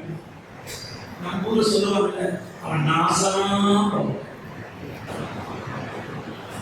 136 சங்கீதம் சொல்லுதுல, பாபிலோனுடைய பிள்ளைகளுடைய கால்களை பிடித்து பாறைகளின் மீது ஓங்கி அடிப்பவர்கள் பாக்கியவான்கள். அதுபோல சங்கீதம் 69 21 28 வரைக்கும் அத்தனை சாபம்.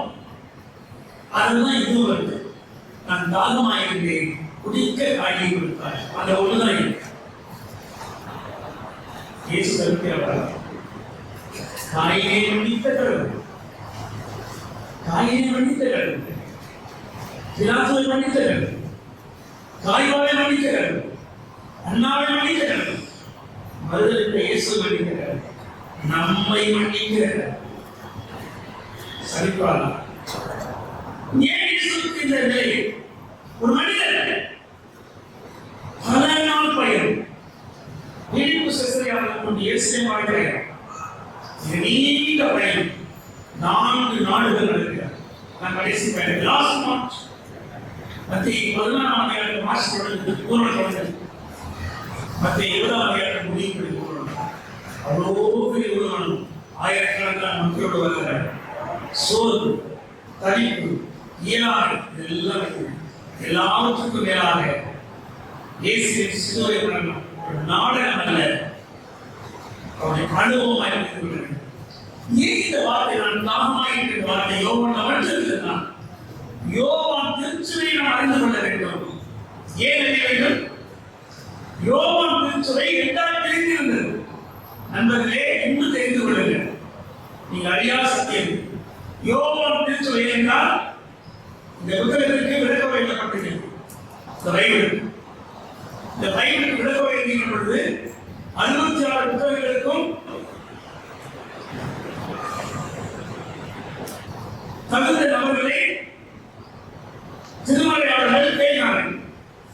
அப்படி தேடுகிற பொழுது 1 யோவான், 2 யோவான், 3 யோவான், அந்த 3 புத்தகங்களுக்கும் விளக்கமுடைய ஆசிரியர் நான் தான்.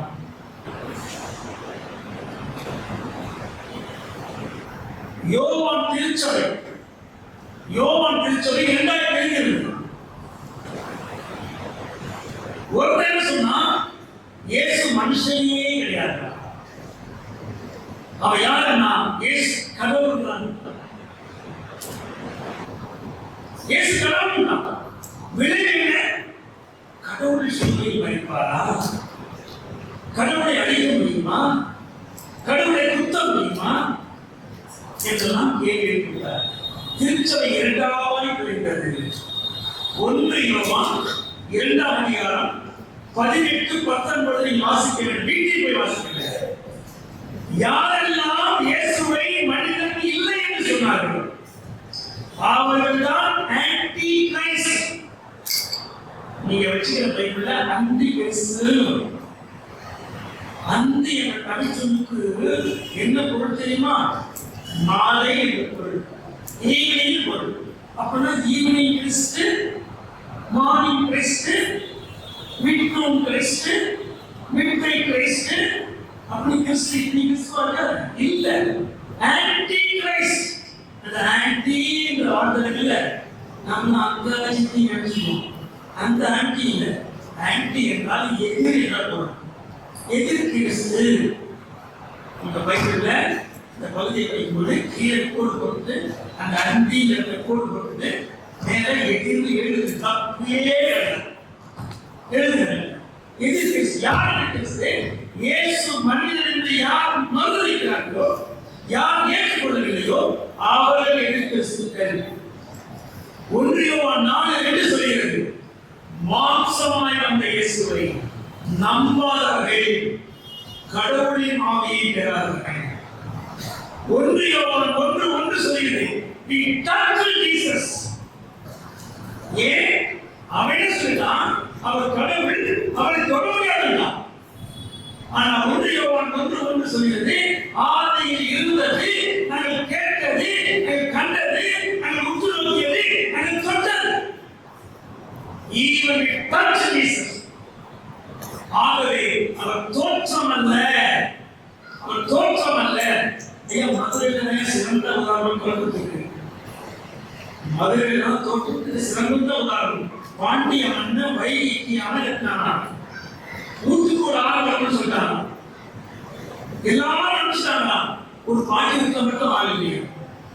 அந்த கதை தெரியுமா? வைகைக்கு ஒருத்தரும் தெரியாது, சொல்லிடலாம். தோற்றம் தெரியாது. அது ரொம்ப டைம் கான்சியஸ் தான் இருக்கும். தெரியும், நன்றி அன்பும் தெரியும், எல்லாரும் தெரியும். நீங்க சொல்லி சொல்லாத. அப்போ ஒரு பாட்டி வீட்டுல மட்டும் ஆள் இல்லையா? அப்ப கடவுள் போன பாட்டி உடனே நான் போறேன், எனக்கு என்ன தெரியும் கேட்டா, பாட்டி சொன்னாங்கன்னா என் வீட்டுல புத்து புத்து அப்படின்னு நமக்கு தெரியாது. நமக்கு பீசா புத்து சாப்பிட்டு போனாங்கன்னா அவரும் கடவுள் நம்ம ஃபுல் கட்டு கேட்டுட்டு நேர வழிக்கு போயிட்டு அங்க போயிட்டு ஒரு வேலை பார்த்து தூக்கிட்டாங்க. கடவுள் ராஜா வந்தாராம், எப்படி வேலை நடக்குது வாங்குறது. இப்ப பக்கத்து சொன்ன கதையை நல்லது எப்போனா இருக்குது, வச்சு உட்காரும்போது தான் விட்டு கொடுக்கும். படிக்க வைக்க மாட்டான் யாரும், நிம்மதியா தூங்குறான். ராஜா வந்தாரா, எல்லாரும் வேலை செய்யணும், ஒருத்தரம் தூக்கிட்டான். ராஜா என்ன பண்ணா தெரியுமா? குதிரையில ராஜா குதிரையை அடிக்கிற சவுக்கு எடுத்து ஒரு வெட்டி யார சொல்லுங்க, கடவுள அடிச்ச உடனே அந்த வைகை அண்ணன் கட்டிட்டு நான் ஆயிரக்கணக்கானது அத்தனை பேர் ஐயோ கட்டுறான். ஆனா யார் கொண்டு விட்டு தூண்டா? கடவுள் கொண்டு விட்டு தூண்டாங்க. ஏன் அவங்க அடியே படுத்தியா? ஏன்னா அவர் கடவுள். அதான் தோற்ற கொடுப்பார். 1000 வருஷம் தோற்றம் அவங்க அடிபடாது. ஆனா இயேசு தோற்றம் அல்ல, பிதாவின் புத்தியால் ரத்தம் கண்ணீர் வந்தது. ஏன்? யோவான் 1:14 சொல்கிறது, he become fresh, கரி சத வார்த்தையை நான் ஆதி திருச்சபை இப்படியே நான் சொன்னாங்க. இயேசு மந்திரவாதியா, மாயாஜாலமா? எப்படி கொண்டாடி கழுத்தை வச்சுட்டு முட்டி போட்டு ஜோம் பண்ண குண்டா ஃபுல்லா சுத்துவாய் கிடையாது. இதை வேண்டாம் சொன்னாங்க. ஒன்னும் பண்ணல, குண்டா வச்சுட்டு ஜோம் பண்ண போதும் என்ன பண்ணுறோம்? அப்படித்தான் கிறிஸ்தவம் கற்றுக் கொடுத்தவர்கள், கற்றுக் கொடுத்தவர்கள். இது பிரியமான மக்கள், இயேசு மனிதனாக வந்தார். நம்மை போல் இருந்தும் பாவம் அறியாமல் இருக்கிறார். ஈவன் பாவம் என்னன்னு தெரியாமல் இருக்கிறார். அப்படி ஒரு முன்மாதிரியான வாழ்க்கை. ஆனால் இயேசுவுக்கு மனிதனாக இருந்தால் பசி இருந்தது. சாப்பிட ஏதாவது இருந்தா யோவான் 21 தாகமா இருக்குமா, தண்ணி குடிமா. யோவான் 4 லாசரு கல்லறைக்கு முன்னால் நின்று இயேசு தண்ணீர் கதறினார். யோவான் 11 காடியை குடித்த பொழுது சுவையை அறிந்த இயேசு அதை ரிஜெக்ட் செய்தார். ஹியூமன் பீயிங் இருந்தார். தன் பாடுகள் நிமித்தமாக தாகமாக இருக்கிறது என்று சொன்னார். தவித்த இயேசு தன் உணர்வை வெளிப்படுத்தினார். ஆனால் மயக்க நிலையில் தான் மனிதன் வைத்துக் கொள்கிறார். மயக்க நிலையை தான் வைத்துக் கொள்கிறார். இன்றும் தவிக்கிற மக்களுக்கு மயக்க நிலை தான் சொல்லப்படுகிறது. தவிக்கும் மக்களுக்கு மயக்க நிலை கொடுக்கிறது. ஒரே உதாரணம் சொல்லி முடிக்கிறேன். ஆதியாகமம் 1:12 ஆதியாகமம் 1:29 2 வாக்கியம் சொல்லுது. விதை தரும் செடி கொடிகளை கடவுள் படைத்தார். கடவுள் படைத்தது விதை தரும் செடி கொடிகளை. ஆனால் இன்று நாம் பயன்படுத்திய அத்தனை தானியங்களும் அத்தனை பழங்களும் never be seen. இதான் போலி, இதான் மயக்கம். மயக்க நிலையிலிருந்து வெளியே தவிக்கும் அனைவருக்கும் வாழ்ந்து தருவோம். கர்த்தர் வசனத்தை ஆசீர்வதிப்பாராக. அன்பானவரே, இந்த அன்புடைய சொல்லி குமாரனாகிய இயேசு கிறிஸ்து சிலுவை சொன்ன 6வது வார்த்தையை எடுத்து கற்றுக்கொள்கிறோம். நீ பேசினால் கேட்கிறோம், பேசுகிறது நல்ல கருத்து. ஆமாம்.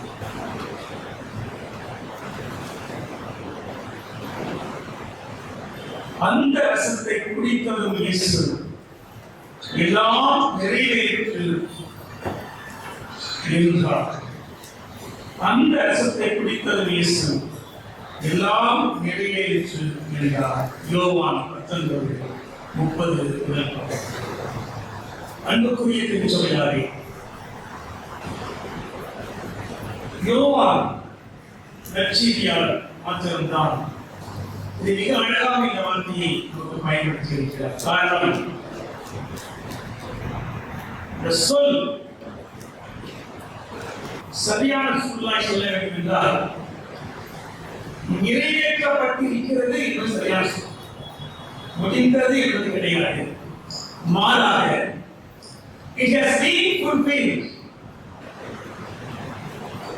It has been fulfilled. நிறைவேற்றப்பட்டிருக்கிறது என்பது சொல். அந்த சொல்லுல பல செய்திகள் அடங்கியிருக்கிறது. என்ன,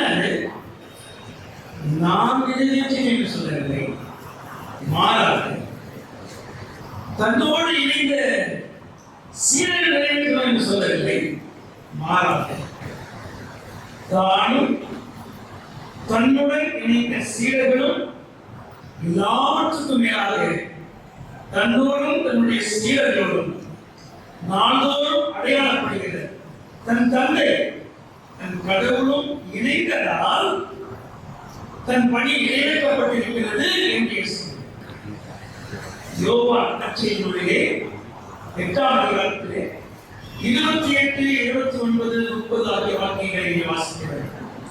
அது இயேசு சொல்லுவார், நானான எதையும் பேசவில்லை, நானான எதையும் செய்யவில்லை, என் தந்தை எதை சொல்லுகிறாரோ அதை சொல்லுகிறேன், எதை என் தந்தை என்ன செய்கிறாரோ அதை செய்கிறேன். என் தந்தை என்னோடு இருக்கிறார், என் தந்தை என்னை தனியே விடுவதில்லை. என்ன அழகான கன்ஃபர்மேஷன். என் தந்தை என்னை தனியே விடுவதில்லை என்றால் என்ன பொருள்? துன்புறுத்திக் கொண்டிருக்கின்ற இயேசுவோடு கடவுளும் துன்புறுகிறார். அதுதான் திருமணம் நமக்கு கொடுக்கிற அதிசயமான விஷயம். துன்புறுகிற மக்களோடு கடவுள் துன்புறுகிறார். யாத்திராகமம் 3ஆம் அதிகாரம் கொடுக்கிற செய்தி அளித்தார். பச்சை முச்செடி பச்சை இடைகிறது. நிறைய சொல்லியிருப்பார், அநேக சொல்லியிருப்பார். பச்சை முச்செடி என்பது எகிப்தின் கொடுமை. அடக்கம் பண்ணிக்கலாம். நெருப்பு அதன் பலி. ஆனால் செடி அணையவில்லை. என்ன காரணம்? துடிக்கிற மக்களோடு கடவுள் இருக்கிறார். துடிக்கிற மக்களோடு கடவுள் இருக்கிறார். அதுதான் தானியல் செய்தி. 3 பேர் உள்ளே இருக்கிறார்கள். ஆனால் 4வது ஆளுக்கு இருக்கிறார். எனக்கு பிரியமான கடவுளை மக்களே, நான் தனியே இருக்கிறேனே என்று ஒரு நாளும் ஒருவர் கிடைக்கின்றேன். என் ஆண்டவர் என்னோடு கிடைக்கிறார். எல்லா நிலையிலும் உடன் இருக்கிறார். எல்லா நிலையிலும் உடன் இருக்கிறார். உணவே இல்லாமல் ஐசியில் இருக்கலாம். நினைக்கிற காரியம் தெரியுமா? என்ன தெரியுமா? என் கடவுள் என்னோடு, என் கடவுள் என்னோடு கூட இருக்கிறார். நான் என்ன அனுபவத்தினுடையவனாலும் கூட என் கடவுள் என்னோடு இருக்கிறார். ஆகவே தான் சொல்லுவார், எல்லாம் நிறைவேற்றப்பட்டிருக்கிறது என்று சொல்லுவார். ஒரு பர்ஃபெக்ஷன். ஒரு பர்ஃபெக்ஷன். என்ன பர்ஃபெக்ஷன்? இயேசு இந்த உலகத்திற்கு அனுப்பப்பட்டனுடைய நோக்கம் நிறைவேற்றிருக்கிறது. எப்படி? உலர்ந்த எலும்புகள் உயிர் பெற்று வர வேண்டும். செய்திகள் 37. வாழ்வுக்காய் ஏங்கிய மக்கள் மத்திய 9ஆம் அதிகாரம் அலைந்து திரிந்து மேய்ப்பன் இல்லாமல் இருக்கிற ஆடுகள். அத்தனை ஆடுகளுக்கு ஒரு மேய்ப்பன் தேவை. என்னோடு இருக்கிற மக்கள் பசியாக இருக்கிறார்கள். மார்க் 8. அவர்களுக்கு வாழ்வுக்கான ஒரு ஆதாரம் தேவை. ஒவ்வொன்றையும் இயேசு பார்த்து பார்த்து செய்கிறார். எல்லாவற்றுக்கும் முக்கியமாக பகையால் பிரிக்கப்பட்டிருந்த உலகம் மீண்டும் இணைக்கப்படுகிறது. ஆகவே இயேசு உலகத்திற்கு வந்து கடவுளின் சாயலை உலகத்திற்கு கொடுக்க வந்தார். காரணம், ஆலையில் கீழ்ப்படியாமல் போனதால் மாணவன் எந்த சாயலை இழந்தார், அந்த சாயலை மீண்டும் பெறுவதற்கு கடவுளின் உலகத்திற்கு வந்து கடவுளின் சாயலை நமக்கு பகிர்ந்து கொடுத்தார். அந்த பகிர்ந்து கொடுக்கும் அந்த பொறுப்பு நிறைவேற்றப்பட்டிருக்கிறது. ஒருவரை ஒருவர் பொறுப்பெடுக்க வேண்டும், சுயநலமாய் வாழக்கூடாது என்கிற எண்ணத்தை இந்த உலகத்தில் போக்கி ஒருவருக்கு ஒரு பொறுப்பெடுக்க வேண்டும் என்கிற சிந்தனையை உருவாக்கியுள்ள அந்த பொறுப்பு நிறைவேற்றப்பட்டிருக்கிறது. என்னுடைய ஆடுகளை மேய்ப்பாயாக என்கிற பொறுப்பு நிறைவேற்றப்பட்டிருக்கிறது. யோவான் 21:11. புறப்பட்டுக் கொள்ளுங்கள், எல்லா இனங்களுக்கும் நன்றி தெரிவிங்கள். Not only to the Jews, but to all. But to all. இந்த செய்தி நிறைவேற்றப்பட்டிருக்கிறது. மத்திய 28:19. சகல படைப்புக்கும் நற்செய்தியை அறிவிங்கள் என்கிற சத்தியம் நிறைவேற்றப்பட்டிருக்கிறது. அது மார்க் 14:15. என் ஜனங்களை ஆற்றுங்கள் கேட்குங்கள் என்று என் ஜனங்கள் சொல்லப்படுகின்ற அத்தனை மக்களுக்கும் ஆறுதலும் தேர்தலும் கிடைக்கிறது. ஏசாயா 40. எல்லாத்துக்கும் மேலாக பவுல் சொல்வார்களா, கிறிஸ்து பட வேண்டிய பாடுகளை நான் இருக்கிறேன் என்று கிறிஸ்துவின் அடியார்கள் முன்வந்தாக வேண்டும். இனி நீ பாடுபட வேண்டியதில்லை, உமக்கு பதில் நாங்கள் பாடுபட்டுக் கொள்கிறோம் என்று சொல்லி அவர்கள் முன்வந்தார்கள். அந்த பொறுப்பு கொலோசியர் 1:24 மூலமாக நிறைவேற்றப்பட்டிருக்கிறது. இயேசுவையே தங்கள் வாழ்வில் சுமக்க முன்வந்தார்களே. 2 கொரிந்தியர் 4:10 அதில் நிறைவேற்றப்பட்டிருக்கிறது.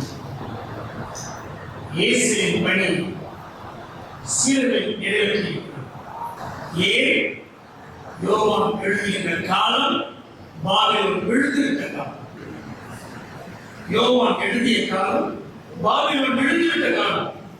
பாபிலோன் தான் 500 இருந்துச்சு என்றால் விழுந்தது பாபிலோன் அல்ல, விழுந்தது ரோம். விழுந்தது ரோம் விழுந்து விட்டது. இனி சட்ட சாட்சி கிடையாது, இனி துன்பங்கள் கிடையாது.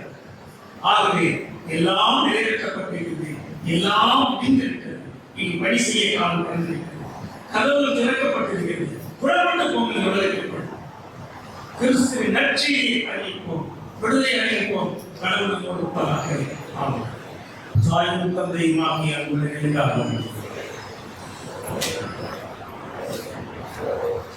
நீ எங்களுக்காகவே இந்த உலகத்திற்கு அனுப்பியிருக்கிறீர்கள். உங்களுடைய உயிரான எங்கள் உயிரான இயேசு சிலுவையில் சொன்ன 7வது வார்த்தையை நாங்கள் கேட்கிறோம். இயேசுவின் திருப்பலில் படிக்கிறோம். நல்ல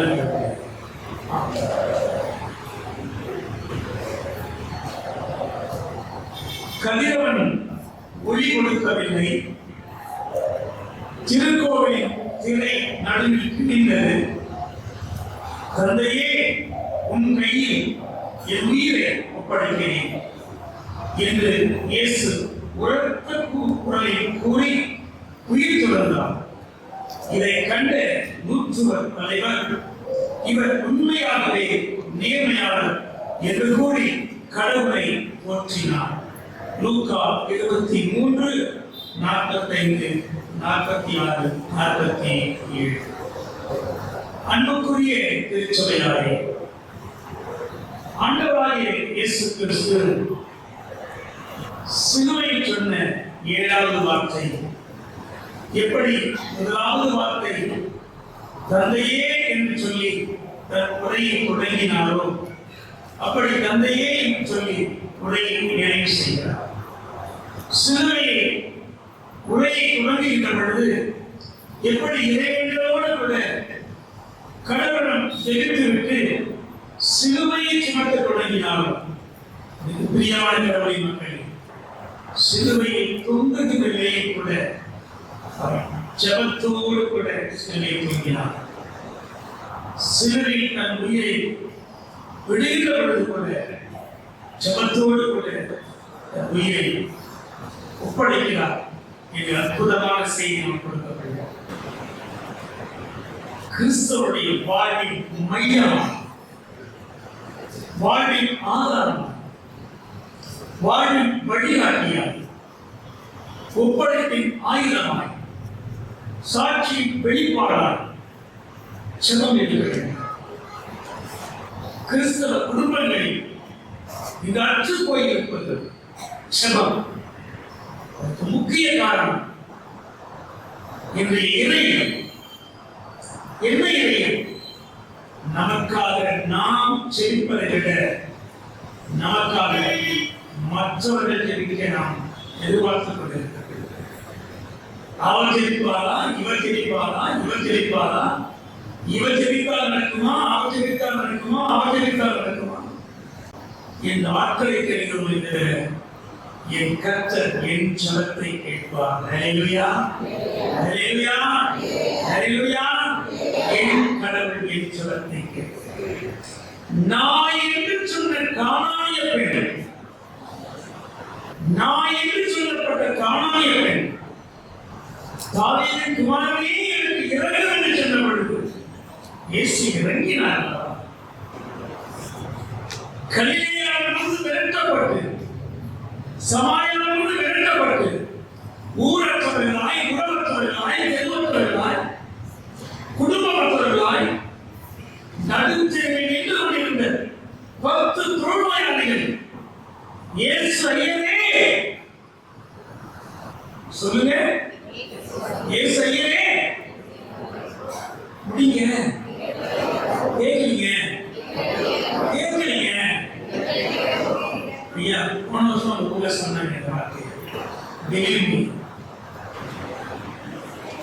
கோயிலே அதிர்வமாக ஆயிடுச்சு, உண்மையே கோயில் அதிர்வமாயிடுச்சு. சொல்லுங்க, நான் சொல்றேங்க, இயேசு ஐயரே கேட்கலையே, அதான் பிரேயர். எதுவும் சொல்ல மாட்டாங்க, எங்களுக்கு இருக்கு. Have mercy on us. பதவியேற்று விட்டு ஆனந்தோடு அமர்ந்திருக்கிற பொழுது அமெரிக்காவினுடைய எபிஸ்கோப் சர்ச் பிஷப் டேவிட் ட்ரம்ப் முன்னாள் போய் சொன்னாங்களா, Have mercy on us, President. Have mercy on us. எங்களுக்கு இறங்கும் என்று சொன்னார். எனக்கு பிரியமான கடவுளே, நம்முடைய குடும்பத்துக்கு ஜெபம் நேரம் இல்லையா? சென்டென்ஸ் பிள்ளைகளை கற்றுக்கொள்ள, இயேசுவே எனக்கு இறங்கும், இயேசுவே எனக்கு இறங்கும். வேற ஒன்றும் கொடுக்க இந்த ஒரு வார்த்தை போதும். இந்த காணவேன் சொன்ன வார்த்தை எனக்கு இறங்கும். பாதையிலிருந்து வழி சொன்ன வார்த்தை எனக்கு இறங்கும். தொழில் சொன்ன வார்த்தை எனக்கு இறங்கும். இந்த ஒரு ஜெபம் இயேசுவில் நமக்கு கற்றுக் கொடுக்கிற முக்கியமான பாடங்கள். ஜெபத்தில் நிலைத்திருக்கும். இயேசு சிலுவையை தன் உயிரை வழங்கப் போகிறார். கடந்த முக்கிய நிகழ்வு என்ன தெரியுமா? சாலமோனுக்கு பிறகு உறவு சிதைந்தது. 1 ராஜாக்கள் 12ஆம் அதிகாரம் 29ஆம் வாக்கியம் சொல்லும். எருசலேமுக்கு மாற்றாக பெத்தேலில் வழிபாடு, தானில் வழிபாடு, யோசுவாவின் பக்கத்திலேயே ரூபன், காத், மனாசே யோர்தான் கிழக்கே வழிபட அமைத்து விட்டார். எருசலேமில் இணைந்து வழிபடும் சூழலில்லை. கடவுளை தரிசிக்க மக்களுக்கு வாய்ப்பில்லை.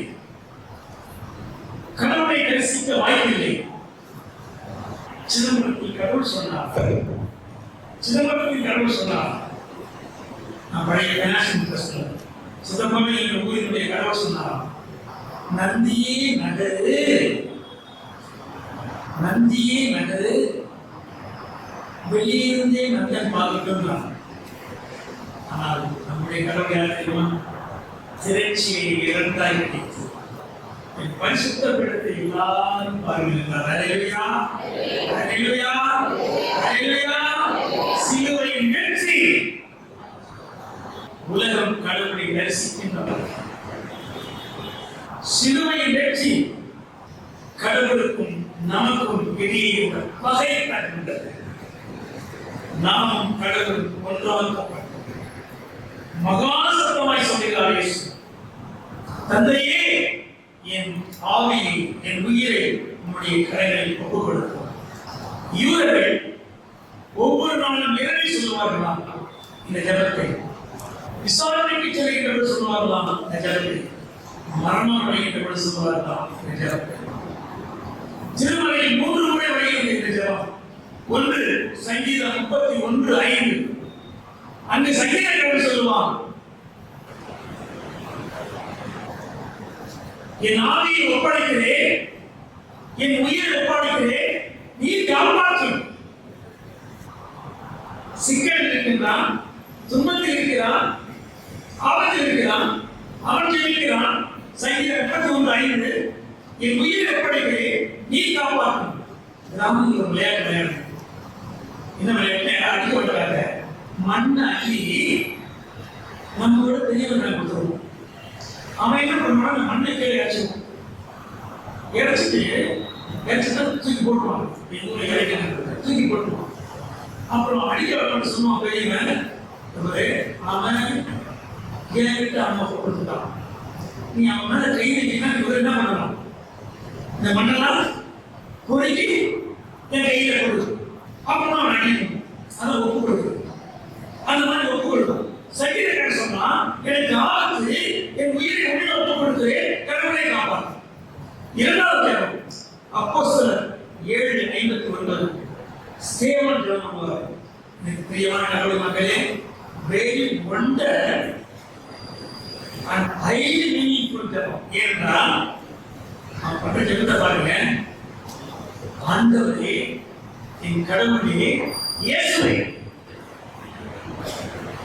ஸ்தேவான் தன் உயிரை கடவுளிடம் ஒப்படைக்கவில்லை, இயேசுவிடம் ஒப்படைத்தான். எனக்கு பிரியமான கடவுள் மக்களே, அந்த ஜாபத்தை கிறிஸ்து பாருங்க. தோமா சொல்லுவாரு, இயேசு சொல்லுவாரு, தோமாவே, என் கையை தொட்டுப்பார், என் வியாழை தொட்டுப்பார் என்று சொல்லும்போது தோமா சொல்லுவாரு, என் ஆண்டவரே, என் கடவுளே, என் ஆண்டவரே, என் கடவுளே. இயேசுவையே ஆதி திருச்சபை காணும்படி சொன்னார். யோவான் 1:1 ஆதியிலே வார்த்தை இருந்தது, அந்த வார்த்தை கடவுள் இருக்கிறது, அந்த வார்த்தை கடவுளாய் இருக்கிறது. ஸ்தேவான் இயேசுவை கடவுளாய் பார்த்து தன் உயிரை ஒப்படைத்தான். ஆனால் இயேசுவோ தன் தந்தையாம் கடவுளிடம் தன் உயிரை ஒப்படைத்தார். கடவுளே, இந்த உயிர் உம்முடையது. இந்த உயிரை கொண்டு இந்த உலகத்தில் நாம் என்ன செய்ய வேண்டும் என்று நீர் விரும்புகிறீரோ, என் மீது என்ன நம்பிக்கை கொண்டீரோ, நாம் முதன்மையில் பணிக்கு வந்த பொழுது, திருமுழுக்கு எடுத்த பொழுது, திருமுழுக்கு என்பது கடவுளோடு நம்மை இணைப்பது, பெயரைப்பது கிடையாது. திருமுழுக்கு என்பது கடவுள் கிறிஸ்து வைன் தி பிரான்ச், திராட்சை செடியில் கொடியாக நாம் இணைவதே திருமுழுக்கு. திருமுழுக்கு என்பது கிறிஸ்துவோடு இணைவது, இரண்டு கிறிஸ்துவுக்காய் பணி செய்ய ஒப்பு கொடுப்பது. அந்த ஒப்பு கொடுப்பது, பணிக்கு ஒப்பு கொடுப்பதே திருமுழுக்கு. இயேசு என்று திருமுழுக்கு எடுத்து வெளியே ஏறினாரோ அப்பொழுது வார்த்தை வந்தது, this is my beloved son, இவர் என் நேசகுமாரன் என்ற வார்த்தை வந்தது. கடவுளுக்காய் பணி செய்ய ஒப்பு கொடுக்கப்பட்டது. இயேசு பணி செய்து நிறைவு செய்தார். கொலோசியர் 1:19 சொல்கிறது, பைபிளிலே பிடிச்ச வசனம் தான். கொலோசியர் 1:19, the fullness of God is well pleased to dwell in him. The fullness of God is well pleased to dwell in him. அவருக்குள், இயேசுவுக்குள், கிறிஸ்துவுக்குள் குடியிருக்க, வசிக்க, வாழ கடவுள் விரும்புகிறார். Who is longing? God is longing to what? To live with Christ, to live with Jesus. என்ன ஒரு வசனம் பாருங்க, இயேசுவோடு இருக்கணும்னு கடவுள் ஆசைப்பட்டாங்க. இல்லையா? சொல்லுங்க, என்ன சொல்றேன், உங்களோடும் எல்லோரும் வாழ கடவுள் ஆசைப்படுவாங்க.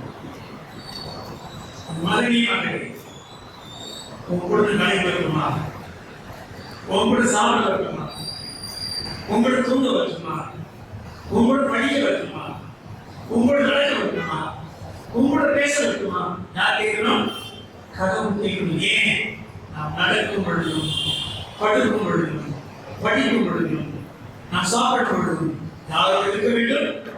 இயேசுவோடு இருக்க வேண்டும். அதுவே கிறிஸ்துவாகும். அதே பொருள் கிறிஸ்துவோடு இருக்க கடவுள் ஆசைப்பட்டார். கொலோசியர் 1:19. எனக்கு பிரியமான கடவுளே, அந்த கடவுளிடம் இயேசு தன் உயிரை ஒப்படைத்தார். என்ன நம்பிக்கை ஒப்படைத்தார்? மீண்டும் பெறுவதற்கு ஒப்படைத்தார். மீண்டும் பெறுவதற்கு ஒப்படைத்தார். ஏன்?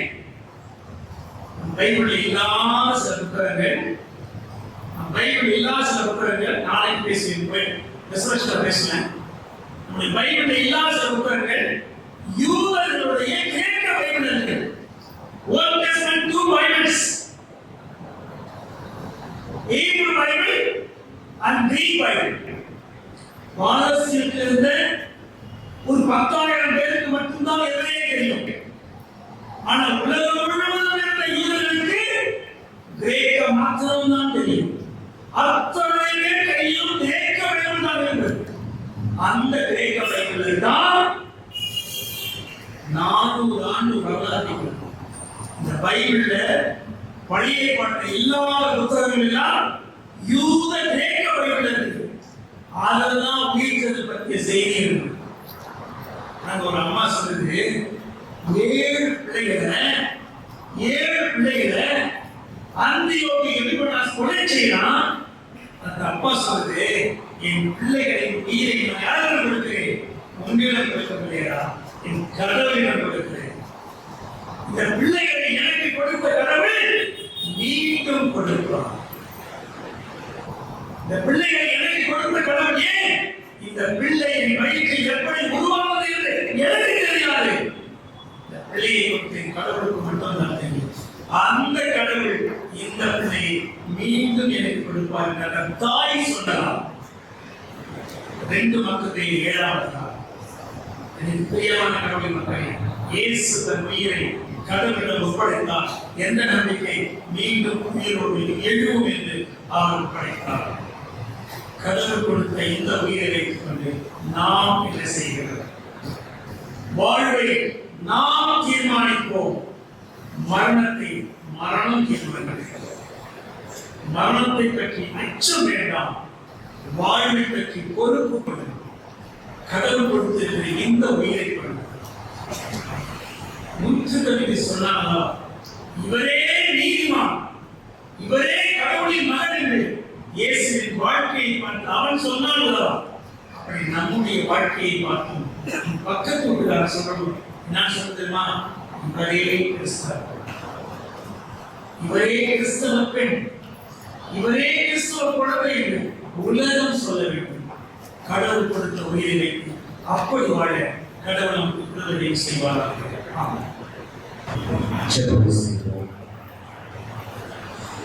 ஏழாவது திருமொழி நாம் கற்றுக்கொள்வதில்லை. நாம் அவருக்கு ஒப்புக் கொடுக்கும் பொழுது அவர் நம்மோடு வந்து வாசம் செய்கிற தேவனாக இருக்கிறார். இதை ஆண்டவர் விரும்புகிறார் என்பதை அப்போஸ்தலன் பவுல் நமக்கு எழுதியிருக்கிறார். எனவே இந்த அவசர காலத்தின் உச்சகட்டமான இந்த நேரத்தில் இந்த 40 நாட்கள் நம்முடைய தியானமும் சரி, இந்த 3 மணி நேர தியானம் நாம் கற்றுக் கொடுக்கிற ஒரே காரியம், நம்மை ஒப்புக் கொடுக்கும்போது கடவுள் நம்மோடு இருப்பார். நாம் ஒப்புக் கொடுத்தது இழப்பதற்காக அல்ல, மீண்டும் பெறுவதற்காக என்று சொல்லி ஆண்டவர் தருகிறார். எனவே இந்த நாளில் ஆண்டவரே, நான் எனக்கு நான் வாழாமல் என்னை உமக்கு அர்ப்பணிக்க, பிறருக்கு அர்ப்பணிக்க நான் என்னை ஒப்புக் கொடுக்கிறேன் ஆண்டவரே என்று சொல்லி நாம் ஆண்டுடைய சிந்தனை அர்ப்பணிப்போமா? இதுவே இந்த அவசர காலத்தில் உன்னதமான சிந்தனை, உன்னதமான அபியாசம். ஆண்டுடைய கரங்களை அர்ப்பணிப்போம். அன்புள்ள கற்பனை தொழிற்சிலை 2000 போது உலகத்துக்கும் உமக்கும் இருக்கிற உறவை இது காத்துக் கொண்டே சுவாமி. ஒப்புக் கொடுக்கிற ஒவ்வொரு மனிதனுக்குள்ளும் நீ வாசமாயிருக்கிற தேவனாய் இருப்பதை கற்றுக் கொடுத்திருக்கிறேன். ஆண்டவரே, ஒப்புக் கொடுத்தவர்கள் எவரும் இழந்து போனதில்லை, மீண்டும் பெற்றிருக்கிறார்கள் நித்திய வாழ்வை என்பதை கற்றுக் கொடுக்கிறது சுவாமி. ஆண்டவரே, அந்த 7 திருவார்த்தைகளை நாம் தியானிக்க இவர்களுடைய கிருபைக்காக நன்றி சொல்கிறோம். தொடர்ந்து இதிலே நான் உறுதியாக நிலைத்திருக்கிறேன். கணிதத்தில் ஜீவிக்கிறார். இயேசுவின் நாமத்தில் தாழ்மையாக இருக்கிறோம். ஜீவன பரமபிதாவே, ஆமென்.